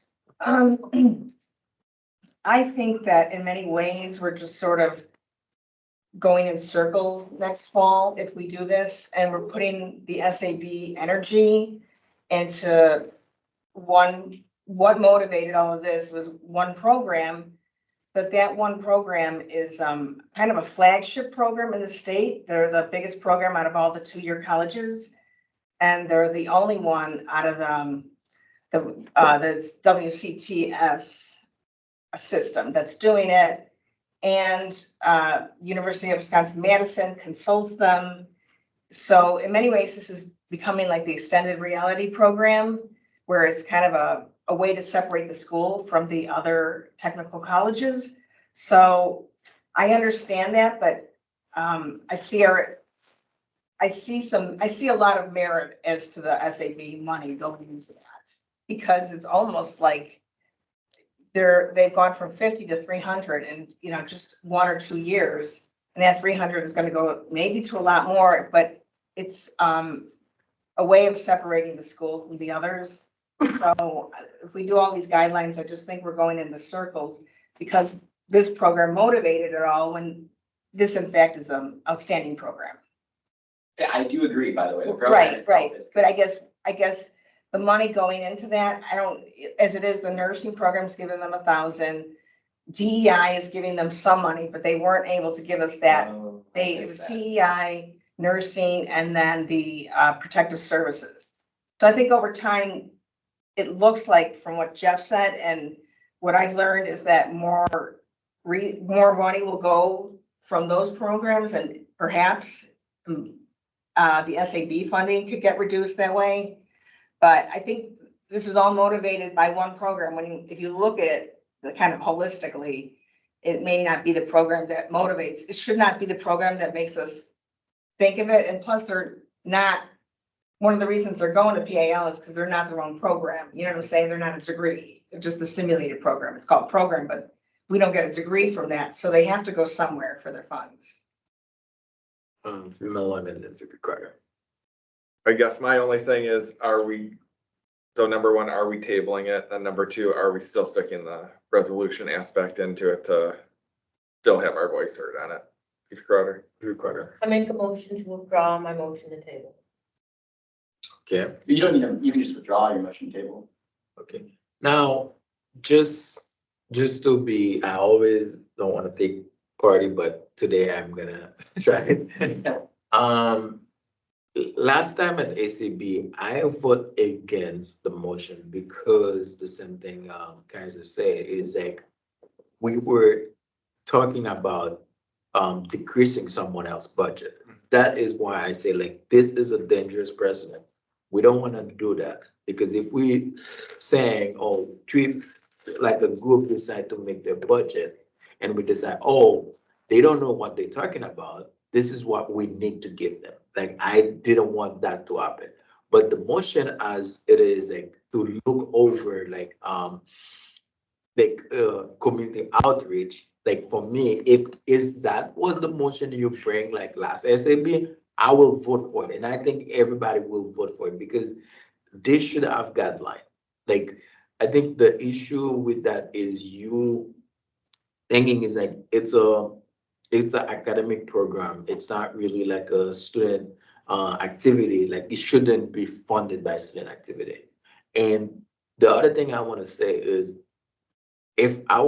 I'm not a voting member, but if I was gonna recommend something, I will vote for this the budget and have the guideline as a resolution and send it to SAB. And that way, it's not gonna be targeted to one group. It's not gonna be targeting to one program. It's just because it's not good to hold the budget of everybody hostage for one program. Like, I don't think that. Maybe correct. I move to approve the SAB budget as is. I'll second that motion. Okay. We have a discussion. Any discussion? Yeah. I'm guessing, who's gonna lead the resolution bill for the SAB if this isn't passed, I guess. Our think legislative affairs, Yeah, those do that. or in kind I would say probably me and that, representatives. But personally, I'm a fan of tabling it because we don't need to take action today. We can just take it next week. It Yeah. also gives pressure. That's my take. During the discussion, so like the end date is May something, and that's where we have to. So just looking at the calendar, right? So today's the 4th. The SAB is not gonna meet until Friday, the 12th. That's when they, as soon as they could respond in some way to any sort of request from this body. You all then don't meet till the 18th, Thursday, the 18th again, correct? That's Yeah. correct. Okay. Oh my God, yeah. I think we should, like, because like it'll be the new swearing in people and then people That's go to WSG. That's the following week is the new swearing in. Yeah, The new so- member. So it's the 25th. 24th, 25th, whatever It's that 18th Thursday is our is. last, because we're swearing session. people in. And the 8th. Yeah, On and the then- 2nd. And then we That's don't the have second. one on the 2nd because of No. the actual, Correct. Yeah, The there's swearing, it's a swearing in. Yeah. swearing is the 2nd, the new senator meeting is the 25th, and the 18th is actually an open meeting, right? Yeah. So we have an open meeting on the 18th. That's our last chance. It's like for me, the way I see it is like, what we are asking, it's not gonna affect the budget in any way. It's more like we trying to give a quid pro quo. We're gonna approve the budget for you to put the guideline. Where the budget is not gonna impact by the guideline anyway, why we have to do that? That's my take on it. Any other question in the discussion? Okay. Wait. I guess my take is that if we don't need to take action now, why not wait another week?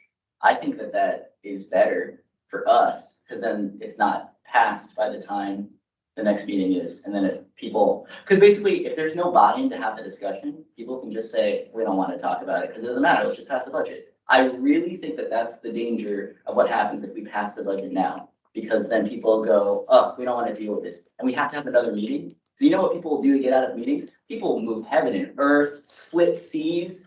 They cancel their entire lives and just don't go anywhere because they don't want to go to another meeting. You tell people they have to go to another meeting, they're not going to go to it. Okay, GB Corner.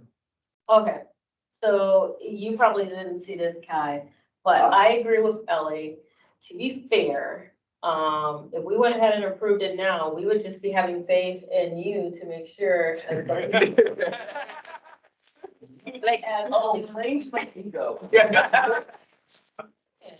So I'm gonna call the question because I think we should move forward. because We have so much that's going on.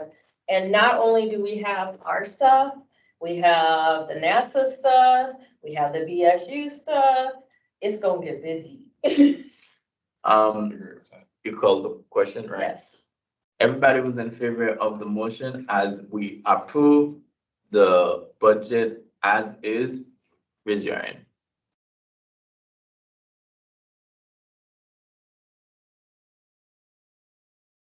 Cannot see anybody online. If it's 7, it passes. One hand up so far. 2. That's 3. We just need one more. Third, and that's 7. Doesn't need to be verified. We got 1, 7. 2, 3. Yeah, that's 7. Anybody who's Who's the 7? Anybody was against it? Sorry, Raise your hand. roll call, everyone vote by name. I want to know who it is. No, it's a motion. It's a. Vote by roll call can be called at any point and it changes to a vote by roll call. Whatever. It's right. Yeah, It's right. And yeah, technically, if I grab the Robert's Rules book, you could have everyone say, do it by roll call. I want a I clear. don't know what that specific language is. Motion to vote by roll call, that's a motion that can be interrupted, it's interruptible. And you can do it at any point, and it changes the motion to be voted by roll call. Is that what you want? That's exactly what I want. Okay, Everyone has to just, say what they're voting. yeah. Are you gonna? You are the roll one call? who's doing the roll call. Yeah, that's true, it is my job, ain't it? Okay, let's open up, thing. I just want everyone to be very clear about who's voting what. I don't care about it being on the record. I just want you to know what you're voting for. No, I didn't know he was coming back, so I was like, who's gonna call? It's too exciting. See, there's drama. Max not here. Not here to hear me talk about that. Let's just open up the art department book charge and use that as a reference point. And then right on the back of this. Unanimous objection. Okay, so let's pull up this. So vote by roll call. You don't get a vote. Okay, VP Brito, no on this motion. That's one no. VP Crowder, You gotta do Maggie first. no, you're, No, you're not. oh, no, that's yeah, interesting. You, Maggie is first, but it's not here on, it's not listed on here. So VP Juke, my apologies. I don't think VP Juke was in because she was pulled over or something like that. Well, that's one less vote, so. Okay, VP Crowder, Yes. VP Malone, Yes. Senator Avila,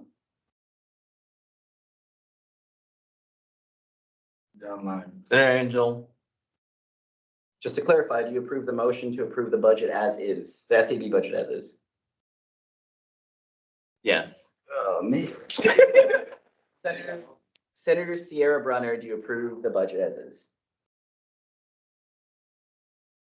The SAB budget as is? We cannot hear you if you're speaking. No, thank you. Senator T Clearwater, did T come back from the bathroom? Abstain, and yes, I did come back. Okay. Okay, Senator Hurt? Approve. Clearwater. Approve. Senator Kessel, excused. Senator Washington? He is, okay. Senator Wilkin? No. Senator Willis? Yes. 4-3. And did we get both of the Brenners? Oh, I'm sorry. Senator Stacey Brenner. No. Motion fails. It's tied, but you don't have enough to pass. Doesn't Giovanni? Oh. No, so how does that, so, okay, wait, question. It's a It's deadline. tied, but do you need? If don't it's a you need tie, it's enough the from president's quorum? vote. Yeah. the Oh. president votes. Is it from quorum?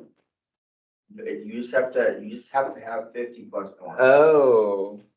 So wait, oh, but you get to vote.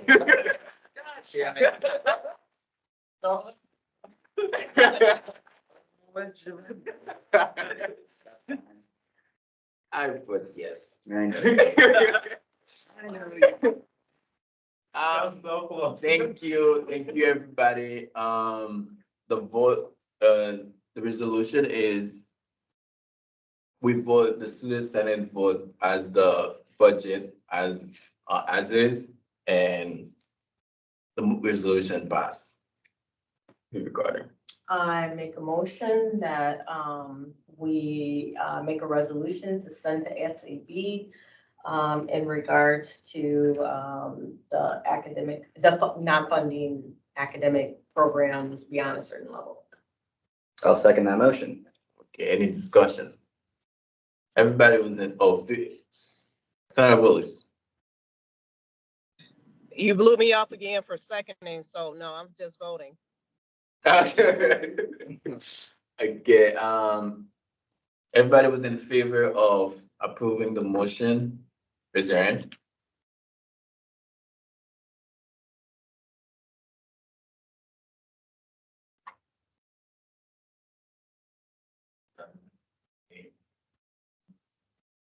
Did you have a roll call?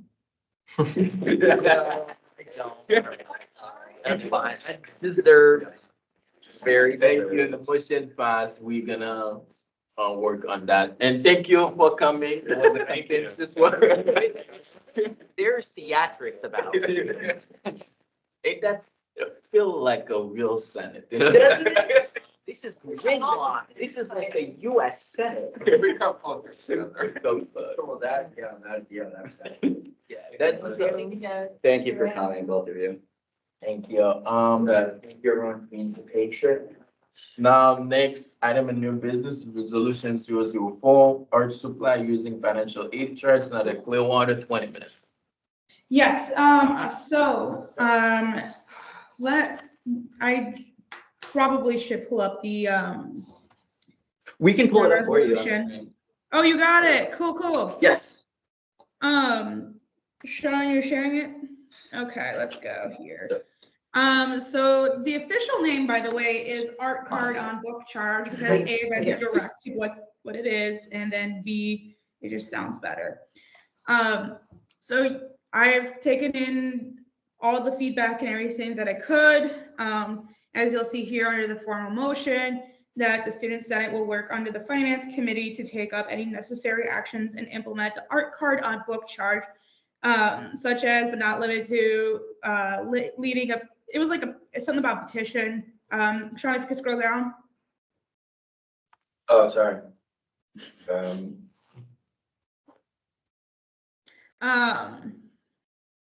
Oh, I think this might be still outdated for you, Sean. So I might throw this up here on mine. Oh, stupid word. I'm just pulling the one from the meeting minute, the meeting materials.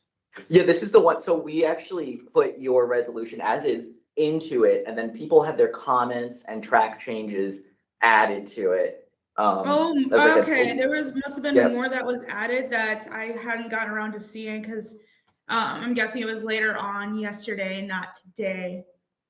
Yeah, I didn't add anything. I don't think Danny or Michael, did you add anything? No, didn't add anything. Yeah, I used track changes, so you could approve or reject any changes that I did make. Actually, I did do one change. I changed Crowder and Juve around, but that was just that's a formality. That's it though. The only thing I did. Oh, that was all alphabetical. Anyways, no, I'm seeing a whole bunch of comments specifically from you, Kai, yesterday. So this had to be done after I last looked at it. I think continued needs is best, so I'm gonna resolve that. Vivi Crutter? Yes. Hey, Senator Clearwater, I guess the one thing I wanted to mention about the resolution, because I was looking at resolutions today, is that I'm concerned that this one is not in the same format of the other resolutions that have been approved this school year, as well as in years past. And the only reason I'm bringing it up, I specifically went and looked at them because it looked different than what I recalled that we were doing earlier this year, but it's been a while. And I just think it's really important that we have consistency in whatever our actions are, since this goes down in history. So I just wanted to bring that up. I didn't know if you had looked at any of the resolutions from I have earlier. looked at many for many various years. I have taken note of the evolutions of many resolutions and bills, and I do not see that great of a variant.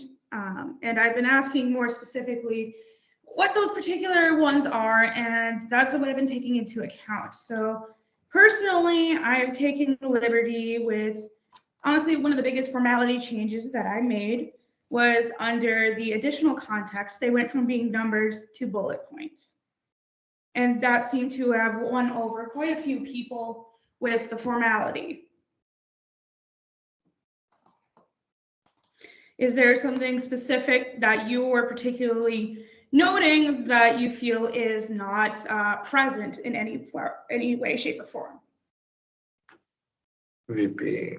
I guess the motion itself, sounds like the Student Senate will be in charge of it, rather it being something that Student Senate supports is what I saw in the other resolutions.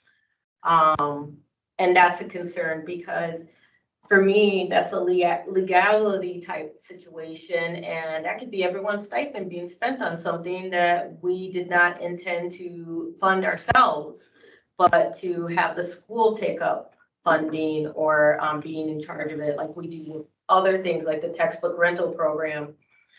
And then I took some time today to find out like what Advisor Green was talking about as far as an advisory committee. And I felt so silly once he said it. He basically said that's where you get all. So I want to stop you right here because actually I had initially brought VP Burrito in for that specific conversation when I first had the initial draft done. It was actually initially a bill because of that language. So I am not opposed to changing it back to a bill, specifically more or less because of last meeting where it seemed where people had gained more, not just support, but inclination to drive forward this as a student senate and not just being kind of back on it, which, yeah, you're right. The language there could be used to be changed a little bit to make it fall under a resolution, which is not something I'm opposed to doing. I'm also not opposed to making this a bill. Additionally, when it comes to this, I went ahead today and had my meeting finally with the bookstore, and they do find it would be supported. This would be best supported if we were to have more people from the Student Senate taking an active role. The bookstore has been trying to figure out what's been going on with how they can deal with the situation, and feels that when Student Senate does get involved, like more directly, things like this do move forward faster. Yeah. Advisor VP Brito, and then that after that. Yeah, I guess my immediate response was that the only reason I suggested it don't become an advisory committee because I was afraid that people wouldn't join it. I was afraid that we wouldn't find the senators to join it and then it would die, just like how the transportation committee did. I mean, those other committees didn't end up becoming like we don't have a racial equity committee anymore. It's just like if we don't, that's why I wanted to put it in finance. Obviously, I wouldn't be opposed to it, but I think if we do make it a committee, then we have to get the buy-in now and then also the buy-in for next year because we can say there's a committee, but if no one wants to join it, which I'm afraid that might happen, then there won't be anyone to guide it. That's why I recommended finance. Advisor Green. I guess my biggest thing is why didn't you after we heard from your boss, Dan Erickson, I believe his name was, there was discussion of having not only yourself, Sarah Clearwater, but other senators, which speaks to what you just said that the bookstore was talking about having more of an active role, but having a meeting between Holly Deering and some of, like a big majority of the senators, and which could have included me or not, but then that way that way you're having the first and the support of multiple senators showing up to speak on this and say that we're in support of it. Plus, we don't really, I mean, I know that I don't see that. Advisor Green, can I clarify by asking, are you saying that you want to then have a basically committee meeting with administration on the issue? Well, since there's no committee, then no, I thought the plan, now that we had gotten the go ahead, that and the all clear from at the financial aid department, was basically that we now have to be speaking to two different things. We have to be speaking to the art instructors to be getting more information, because that's what your boss said, that we have to get some information. And then the second part of after we speak to the art instructors, speaking to the bookstore, because that's where the proposal of where the prepaid cards would be held and managed from. And I'm hearing, from what I guess I'm hearing, you went ahead and met with the bookstore by yourself and didn't think to include anybody else who might be interested or who's in support of this, to help speak and help build on the potential future and outward. So I think it's kind of hard to loop in other senators when I've been having a struggle with people understanding what the entirety of the process is. But wouldn't the misunderstanding be understood if the other senators, one, we're part of the discussion and part of those meetings. But two, that's what working with Senate is about, is it's not a solo act, but it's also a team and a multiple person act where you're doing So things I've been doing this for a while on my own. There's things that are in the works already, and I'm continuing on the process. If people want to join, we would need to make that an established communication, and then we would need to find the time moving forward with how the steps move forward for them to join. This was going to move forward one way or another. But that doesn't sound like a problem at all, but you're saying exactly what we would want to say, which is communication. You gotta speak, you gotta communicate with everybody else who's interested so that you guys can work together on things, right? I mean, like, that's how it's gonna get, at least with the Senate support, because if the Senate doesn't fully understand it, like you're saying, the only way they can understand it is being a part of that discussion, which. And I welcome people to What have I'm these understanding, all discussions the with Senate me. is interested in a part of it, so let them. If you had personal questions, Sean, I would have liked it if you would have sent me a meeting request yourself. And I say that to everybody here. If there's additional things you want said, and that's why I consistently said I want people to read it over and send me the responses and comments and such. I missed the most recent ones, and I will say that I will admit to that. People got to it at a later time that I had, and I hadn't gotten the chance of looking into it today. And I also will acknowledge the fact that I have a very busy schedule. So sometimes for me, meeting with people when they have flexible timeframes, and so do I, is just the best course of action, such as meeting with the bookstore. So again, if people want to have a meeting with me in regards to the situation and the topic at hand, they are free to do so. Maybe credit.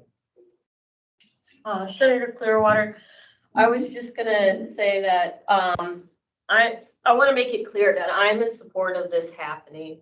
I just want to make sure that we are that we're consistent with how we've been handling things and how things have been handled in the past as well. I like the idea of bringing the players to the table, not just the senators, not just the bookstore, but the people who actually have some power within the college to make something sustainable. Because I feel like our legacy should always be sustainability, like the textbook program.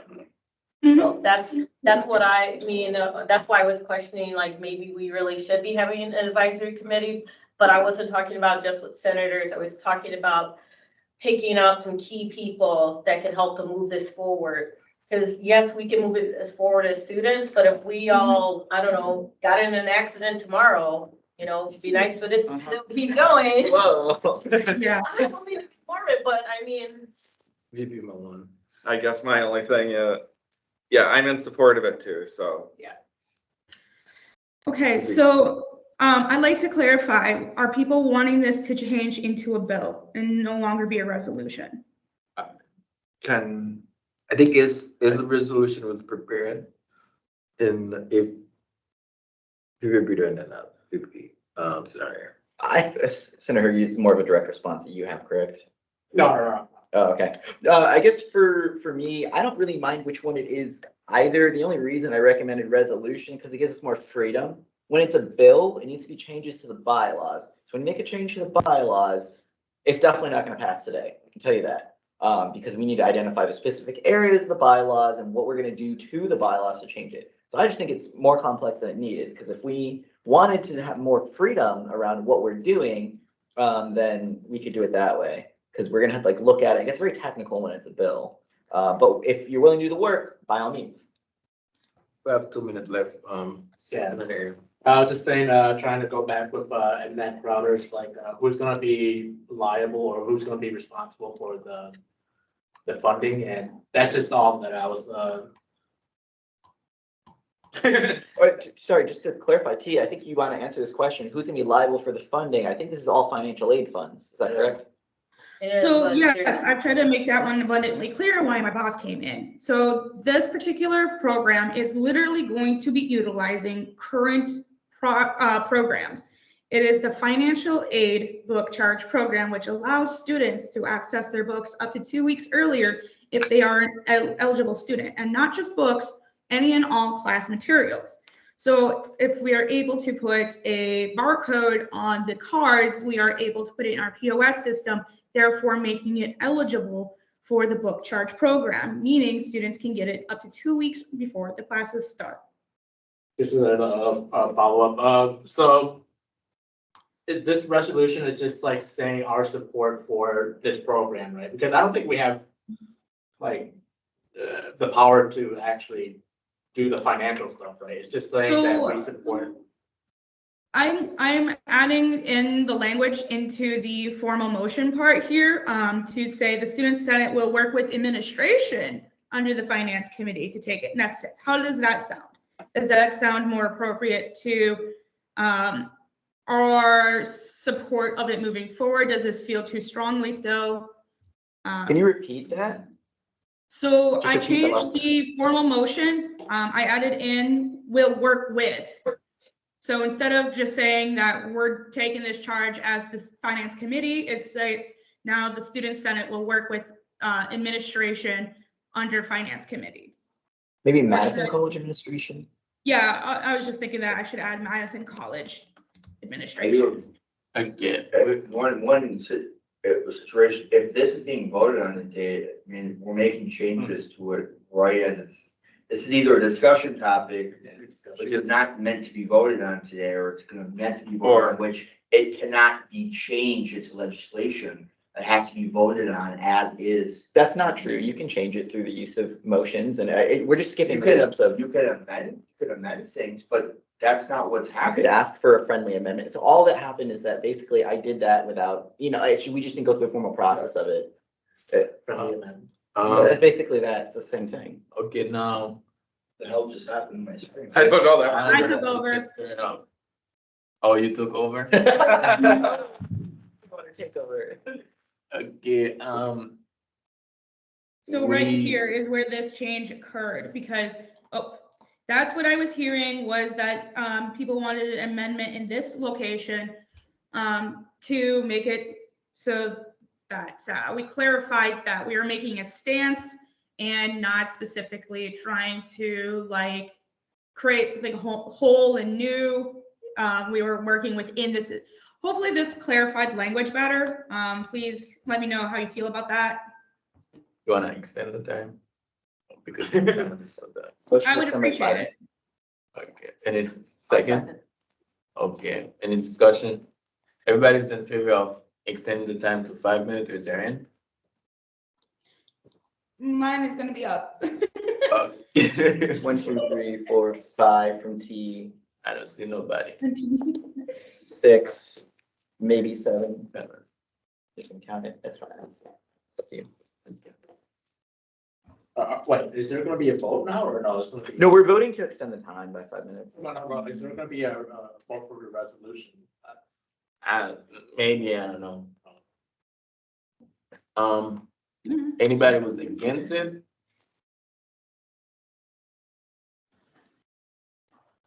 If anybody was abstaining, the motion passed.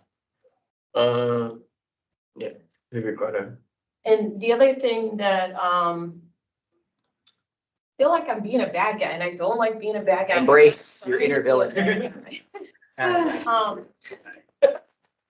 Just know that I love you too.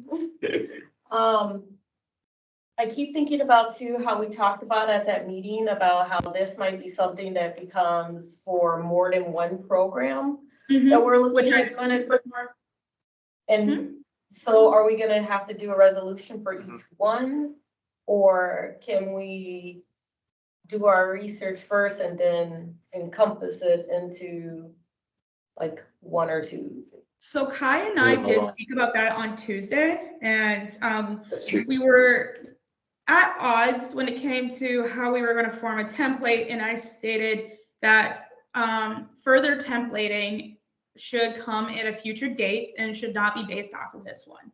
I think this one should be left a little separate, and I did make the statement with the bookstore today that I think we should consider what's going on with the art here as a pilot. once we have used it as a pilot, we can use it as precedent going forward. That's what I would hope that would come out of this, especially because I will no longer be a formal part of the project once that part goes. Like, I won't be a student senator by the time that part comes around.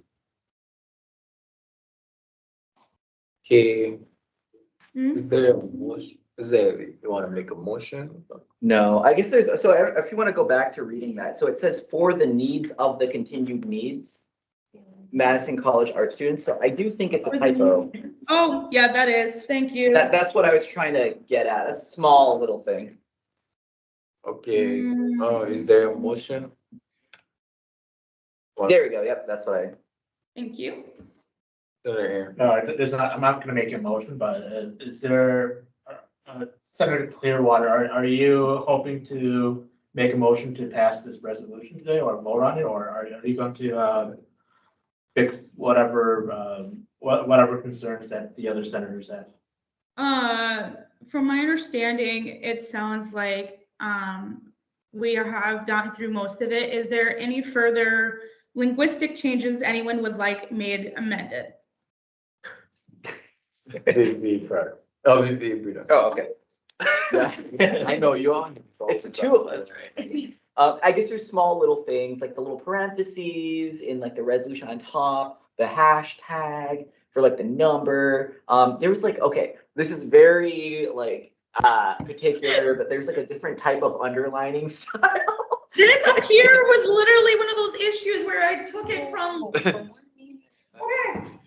No, but so, okay, wait, so I got confused too, because the very first resolution says like parentheses, but that was supposed to be an example of like an area you're supposed to do, like you're supposed to delete them later, which I found out afterwards, because it wasn't very clear, and I also first thought that, but I realized it's not how it's supposed to be after talking to Sean, and I realize now why it was in parentheses, because it was an example of what number it could be. So that wasn't very clear, I admit. Oh, in the header So, here. Okay. yes, it's in the header. Leave him alone. I would like to make a motion to table resolution 004 until our. Seconded. Seconded. Any discussion? Everybody is in favor of tabling the resolution, raise your hand. It's already 6 now. Yeah. Oh my God. Office hours, spinning with today's. Wow. Thank you. And this is where I still move forward. Thank you. Now. I will stop sharing. It's 6:27. Bar guests, this is not usually how long our meeting is. Yes. We don't stay your way. It's just like with the budget discussion and everything. Now, if someone wanna leave, you can still leave because it's not gonna count against you after 6:30. But if you stay. But if you stay, it's counted as office hours. Correct. Report from Officer, Advisor and Standing Committee, Executive Council, President report. We working on getting the like the feedback from the town hall. VP Malone is working on that. It's already done. VP Malone has it That's the count. completed and sent out to the entire executive council. Yeah, okay. And I'm not gonna try to pull on my report, my report. We have another presentation from your favorite vice president. Really? I say that sarcastically. We got nothing below for you. Did someone record the names of all the guests that were here? Oh my God, what was the attendance report. Okay. Okay. Oh, are we supposed to be recording on the? What? Am I supposed to be doing No, it's for that Teams or Teams takes it. that? What about people who are physically here? Well, that is the. I didn't know that. Like Sylvia, right? Yeah, well, welcome, by the way. Hello, this is what you're getting into. It's really contentious. That's what her and I were texting. My Senate is. Yes, so. Yeah, I'm glad you. Oh. Selena, like over on the Senate too. I don't know if you remember my daughter. What's She's So- but she had like Okay. Back to you. The minutes or 8 minutes or? I think it was 8 minutes, so we can go through it pretty quickly. Here is an example of our current budget. If you want to zoom in just a tad, this is what our budget was, or we were budgeted for throughout the entire year here on the left column. This is what we, said we were going to expend. This is what we currently expended up to April 1st. This is everything that was given to me by Sean and Ellie Rowe. So this is what we've currently spent. This is what I estimated, and you'll see in the next page of what the estimates are going to be. This is the total, and you'll see at the end of it all, I've accounted for, well, I actually changed the estimates, and I didn't change it on this sheet, but it's actually more like $5 left from all the budgeted estimates that you'll see here. So you'll see, and we're going to get into it in the next page, that we have the salary estimates of what's going to be spent on this year. So that's basically student stipends from the president, the vice presidents, the senators, the inclusion belonging coordinator stipend. Controllable supplies, this travel comes from the NACA travel that we plan to do this summer. So that's actually the big expense. And hopefully we can get it down under $5,000. Sean, do you think that's possible? Because we're doing a road trip now, right? I'm driving us down here. Your president will be driving. Wait, is it the NACA on our budget? It's on our budget, yeah. Why is not in the next? Because budget? technically, if we want to send these senators now, we have to spend it now to be able to go next year. So that's what happened. But, and. Because it's like, it start from, like, the budget start from no. That's what I was told. I don't, and I haven't had a chance to ask about the break. Like advisors, but. I think it would be convenient for friends going here and we won't take it off this time.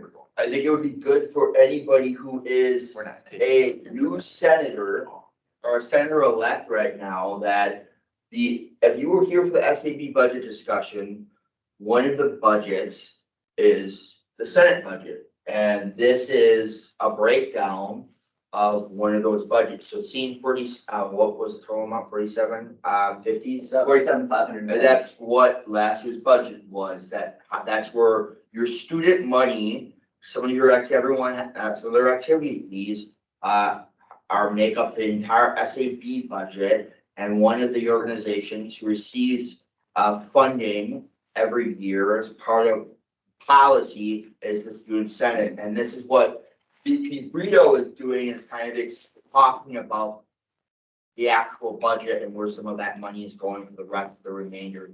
This is just the overview, right? I just want to show you that. Let's pull up the next one, because on the next one is a clear picture of where our expenses are. So yeah, this is a non-accountant friendly version of what it looks like. So scroll down. I saw the things that you did. Isn't this cute? It's cute. I'm not a cute person. This is not really described by Rito. But here we are. So this, if you scroll up, you'll see that I planned our budget to within $5 of all that's used to spend. So that's where we're at. This is the total Senate budget, just grabbed from the last page, what we were budgeted for. This is the expenses just from that last page. This is what I've planned for. And there's explanations for what they all are. 11,560. This estimate was 2,160 estimated for Giovanni to put in on average $15 an hour. You give him $15 an hour or 16? Is it 15? 15 is the highest you can go as a student for you. Okay, so Giovanni gets $15 an hour. He puts in on average 9 hours a week. Is that correct? Would you say that's? Yeah, if it's an average, yeah, but. Because I know there were some weeks, like in DC, you probably put the whole 15, no? No, I didn't think so. Oh, really? You were there. He's so concerned. He's donating his salary to the rest of us. Yeah, because it's like, for me, it's like I think I reached the 4 hours. Anything else is just a voluntary.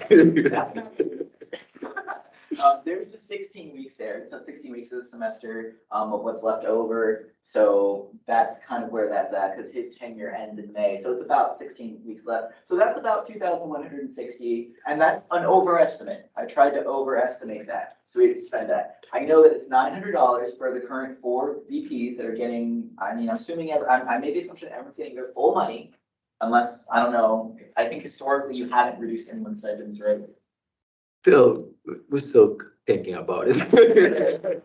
Well, it continues as is with the assumption that we're going to pay out full stipends for everyone, all senators, all VPs, the president's full amount. The inclusion belonging coordinator is included as a full amount. That's where they're at there. For travel, we estimated $5,000 for NACA travel, which might be less if we road trip it. We take a, which is better for the environment. We can take a big van. I can drive us down there, and then that'll bring the cost down. I'm talking to your advisor on that one, probably. Our wood trip is better for the environment.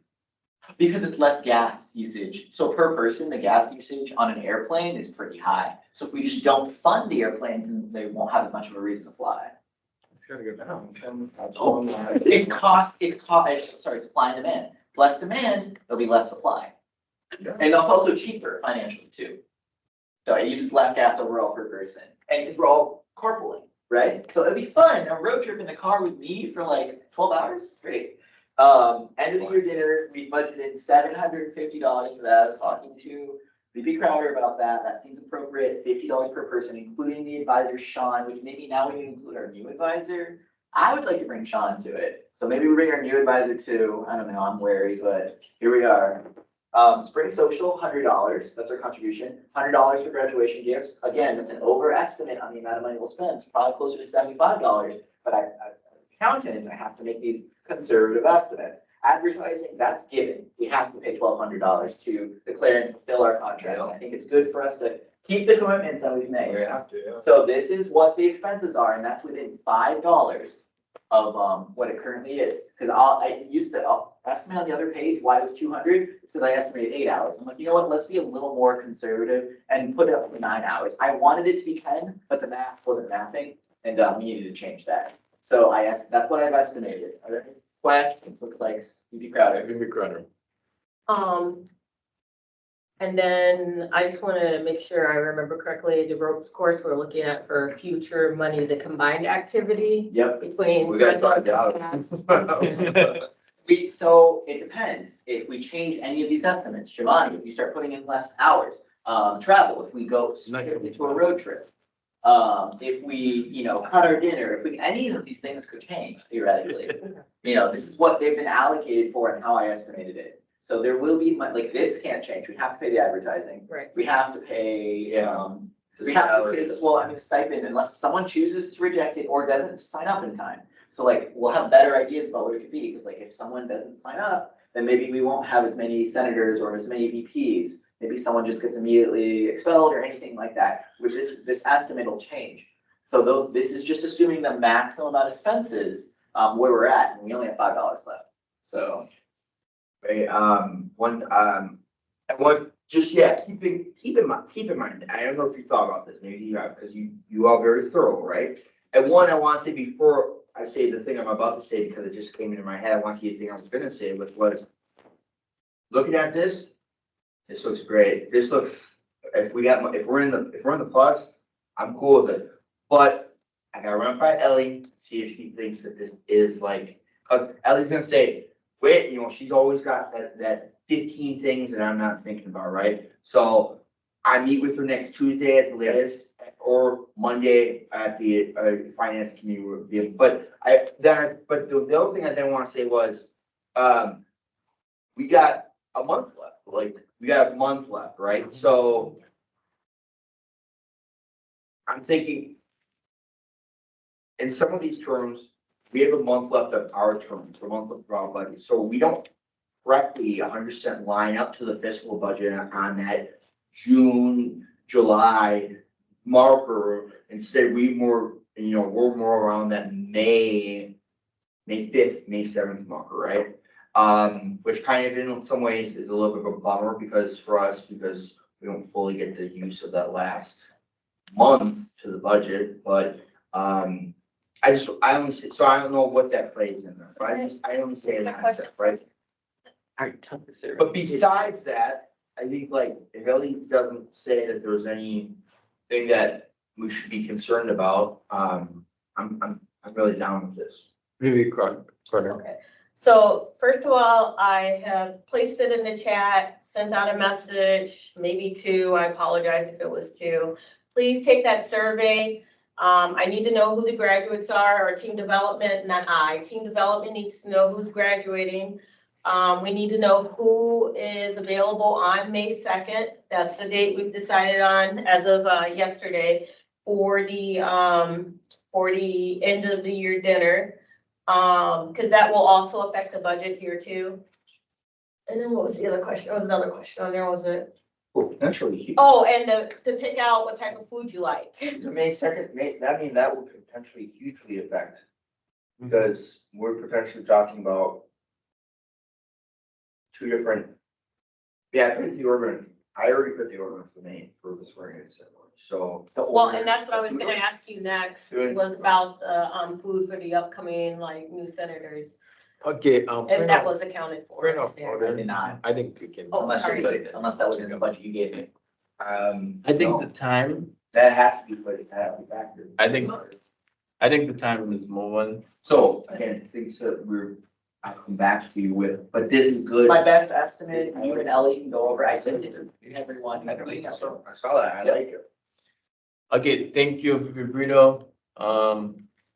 This is the committee, VP Joe, who's absent, who's excused. Team Development Committee, VP Carter. So basically, I just need everyone to please take the survey as soon as possible. That's going to determine also if we have enough money to cover what we want to do, or if we need to tweak it and do something else. You're gonna see something in there about the ropes course, because we are looking at trying to do a previous and upcoming Senate combined activity with some sort of ropes course or challenge course thing. But I'm also gonna go talk to them and the director and see if I can get some free ballots, hopefully. We'll see. Can you create a new survey? Because I don't know which survey is. It's the same one. So did It's the one everyone I sent out. already fill it out? Did we fill it out already? Because it seems. I don't think so. I just sent it to you guys today. Oh, I'm not. Well, then, I didn't yeah. even open it. Now I'm opening You it. have to It said- log into it. Yeah, no, it says that I've already taken the survey. Oh, wait, you sent something on to Senate 24-25, and so then I saw that, and I went. Oh, I sent it There's gonna be from- problems, so I forwarded it to 23-24 as well, so that Okay. everyone could get. From Sean. Okay, so then maybe you did take it. I don't know what, if that I didn't is, take it. but I know, I'm just saying, like, you did something today, you sent out something, and you sent it only to 24-25, and so Okay. I immediately forwarded it out there.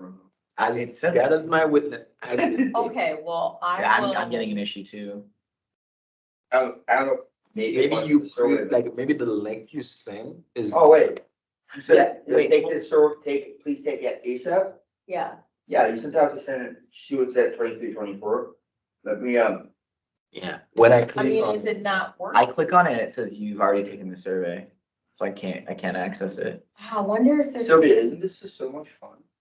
Okay, well, I will get with Sean right after we get done with this meeting. I'm looking at the survey, it works. Sean and I tested it again. Yeah, that's that survey, yeah. Yeah, and all I did was make one tweak, which was add in the actual Made restaurant. one tweet. Hey, You know how that goes. I know how to do that part of this now.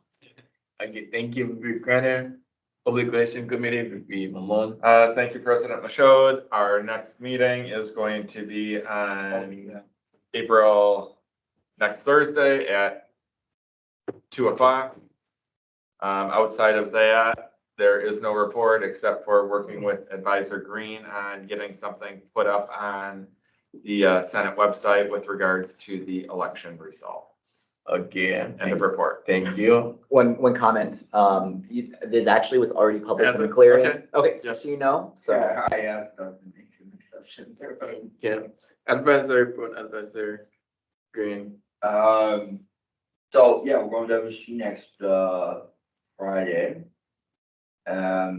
So I sent out to everyone at least the itinerary that I thought was how it was gonna go down for driving and meetings at the college, if you're coming with. VP Breedor is the only one that I know that's driving separately, so you're planning on driving with me in the van, yeah, just, or differently, I guess I should say, if the people that VP Malone had sent to me that were going to WSG and it's not that list, if it's something different, meaning like you're gonna drive a different way or get there a different way, please let me know, because whoever at past 7:30, I'm leaving. I'm just driving I'm during the mid-state, so it is what it is, right? But if that's the case, whoever is going, you gotta fill out the travel travel labor survey again, and you have to do it every time, so it's just part of the dealio. Other than that, yeah, the results of the election happened. Congratulations, everyone. Can you say the least? Say the what? Like give the result. Give the result. Read the result for us, please. Oh, are you talking about specifically or someone specifically, or are you just talking about in general? Specifically, hold on a second, I can give you that, but I just need a second,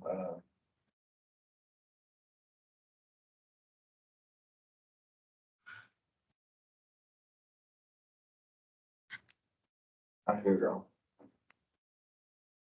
I had so many, I was downloading a bunch of attendance reports and I had like a billion Excel files on my desktop. I can relate.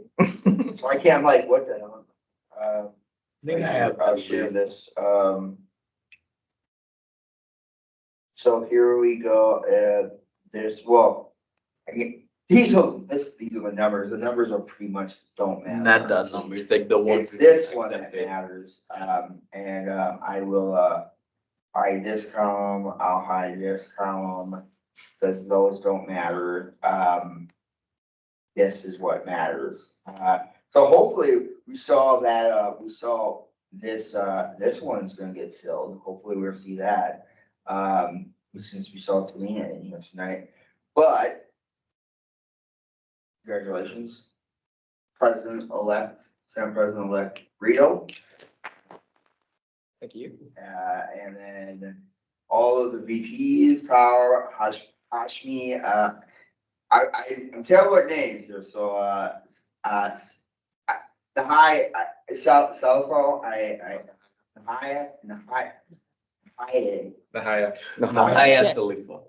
Yes, So- I'm here. So I'm just like thinking, like, we talked about your name one time and I was trying to remember like the rhyming scheme that you taught me to remember it. And then I was like, never really talked about your last name, and that's gonna be problematic, at least until the end of my my time with you guys. Magoshi, I'm really bad at pronouncing names here. We'll learn. Yeah, I'll learn. And you know, the list just goes on. We obviously have some returning senators on here, which is cool. We have a previous student rep to district board, which is awesome. We have this amazing Sylvia one here. I think that's showing. No, you're not showing. Not showing anything.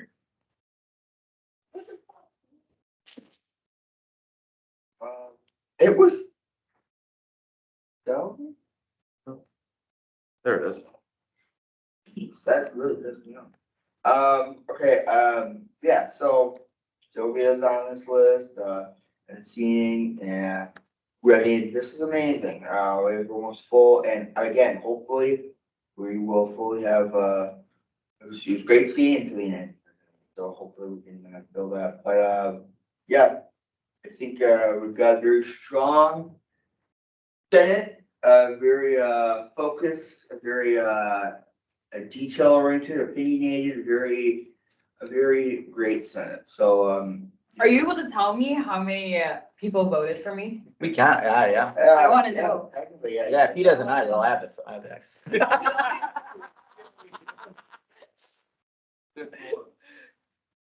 51 people. Wait, hold on. Do you want? Oh, get that picture, put it on the grid. Okay, cool. So. Yeah, so that's our list, right? So, but yeah, that's pretty much all I got. Thank you for everyone who helped, get this done. We still got a little bit of a month left. We still got things to do. Stay strong, let's stay at it, and let's, remember to help our, if we got questions for new senators, let's step up and continue our good will and faith and our big hearts and help make sure that they feel comfortable and they know what's going on and how best to serve the student body, all right? So that's it. That's all I gotta say. I'm done. Thank you. Report from Special Select Committee, Student Activity Board, Vicky Brito. Can I motion to table the rest of the items all the way down to announcements, before announcements?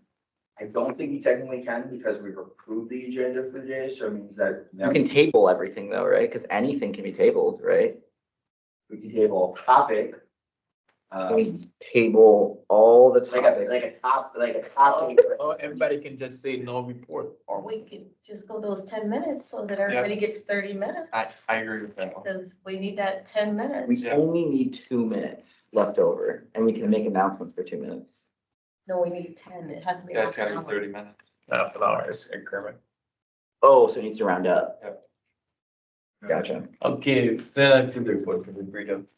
I basically, no report. Six Affordability Committee, Senator Sierra Brunner. No report. Thank you. Regional Outreach and Engagement Committee, Malone. The only thing I have to say for regional, committee is on the 15th. There is a plan to go out to Reedsburg campus, and on the 18th, there's a plan to go out to Fort Atkinson. So anybody who is interested in going out to those campuses on those days, please let myself or Advisor Green know. End of report. Thank you. Transportation Analysis Committee going to be vacant, Student Rail Support Group, 3/4. The group met on Wednesday, however, I was not at the meeting. So no report. Thank you. Public Safety Advisory Committee, Senator Council, excuse, inclusion of building coordinator, Senator Clearwater. Think left, but they left already. Report from regional and metro campuses, Reedsburg, Senator Stacy Brunner. No report.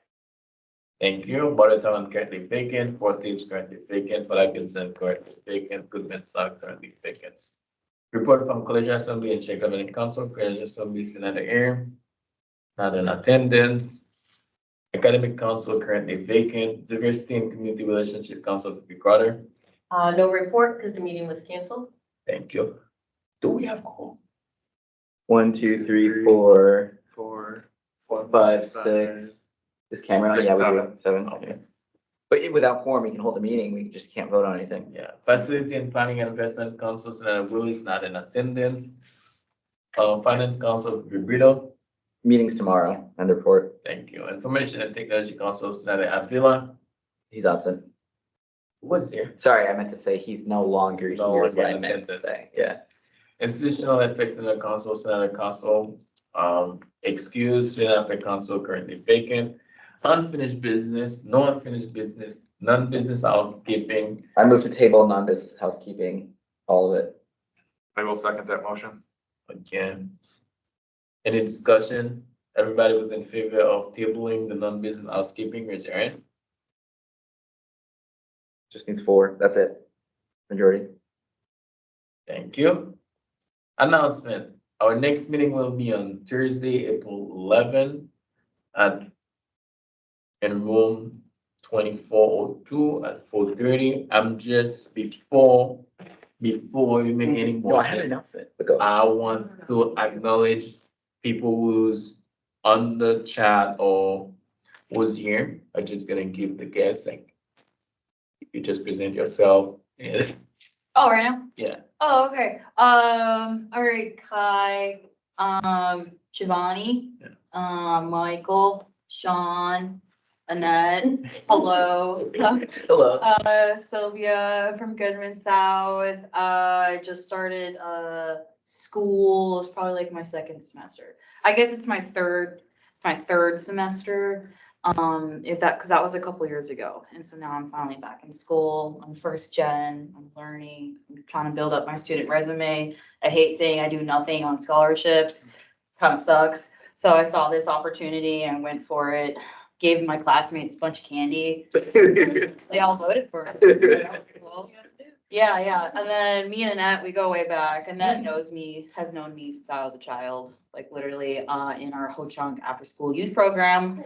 The parallels in life are really funny. Back in Ho-Chunk youth, we would do our own like little like general council meeting, and we would do what we're doing here, but but it would just pertain to like our youth group, what we wanted to do, what activities do we want to do.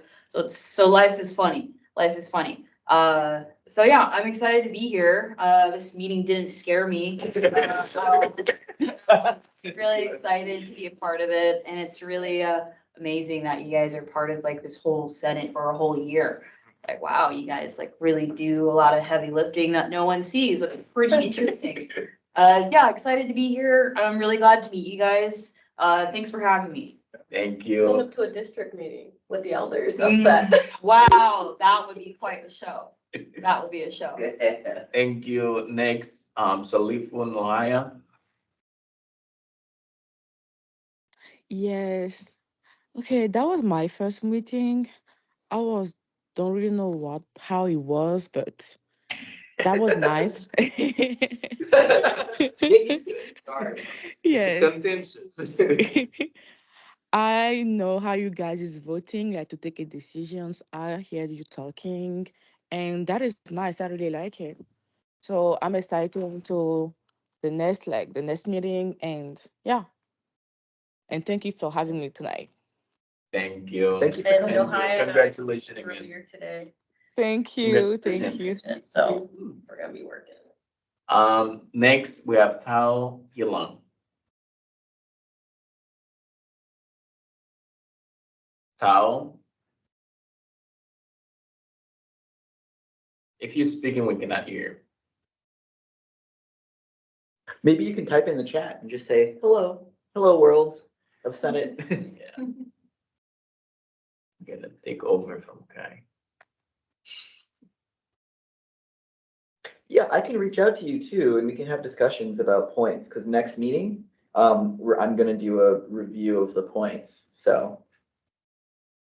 Just letting you know that that'll be your job. All the financing that you saw, I did a presentation on the budget, and so the SAB budget and our internal Senate budget. That's the kind of thing that you'll be doing in this role. And don't worry, I'm a finance guy, I'm an accounting major here, so I'm sitting on your finance committee, mostly observing, and obviously stating opinions, so that's just what I do, but yeah, it's your committee. Thank you. Maybe next time we can hear you, Tao Yilang, and congratulations everybody for being elected to the Senate. Recorder. Thank you. Announcements. So first of all, I put in the chat thing about the spoken word event. Did I put the right one in? Yes, I did. The spoken word event that is happening next Thursday here at the campus during the daytime, as well as at Goodman South in the evening. There's going to be a spoken word champion that is flying in to hang out with us. So I hope some people come and check it out. The other announcement I wanted to make is that the powwow sign up for volunteering has been released. I thought I emailed that out to some people. If I didn't, I will send it. That's the one. It was in the middle of the night, you know. That's the one I sent purposely. out. Okay. So, and the powwow is scheduled for April 27th. So I hope people come to that as well. And then the spring social that the Black Student Union is putting on, along with the help of Student Senate and probably some other groups, is going to be April 22nd. That will be another opportunity to put out our questions and get some more answers for them. With our spring social, it's going to be a little bit different than the one that we had in the fall. It's going to also have an educational component to it. In regards to, because April is Minority Health Month. So I just wanted to let people know that we're gonna have some materials out and things like that. So if you have any grand ideas, let me know. And I also may need a little less money from Senate, because I think I might have talked another, got some money from somebody else, but we'll see though. Don't quote me yet. You know how I am. Tell me later. Announcement. Okay. Yeah, so my announcement is that this weekend, if you remember, anyone that went to WSG, we had a really famous speaker there, Zigzag or Ziggy, Ashante Oregon Williams. Her birthday is this weekend. I will be doing her birthday bike class where she'll kick my ass and give me a training session. And she's gonna have a videographer and she's gonna capture the pain that she puts us all through. So that's exactly the kind of thing you'd expect me to do. But if invitations are open, no, if you come, you have to get on a bike. So it's challenge by choice, and she makes you choose to challenge yourself. So if you wanted to come to Basecamp Fitness for it, there's still a few spots left open. And if you sign up for their program, you have to talk to them, call them. You can still get signed up tomorrow for it. So if you want to go to Basecamp Fitness on Monroe Street, you can try and get in, but no guarantees because it's kind of late now for next day. I do believe there are a few spots open though, so try it if you're interested. If you really liked her speaking. You know, she was a phenomenal speaker. I think we can all attest to that. Just go check it out at Basecamp Fitness for her birthday. Thank you very much. Another announcement, if you're not doing anything on Tuesday, April 9th from 2 p.m. to 4 p.m., you're on. We don't know how to play basketball. We play basketball at the gymnasium. It's gonna be student against staff. You know, it's will be good to come to a sport. It's gonna be the health, the student, like the peer health educator who sponsor it. Okay, now into the motion. Oh, motion triggered. Second. Okay, any discussion? Everybody was in favor of adjourning today's meeting, raise your hand. 1, 2, 3, 4. There we go. Jordan. I move to adjourn today's meeting at 7. I don't know. Exactly.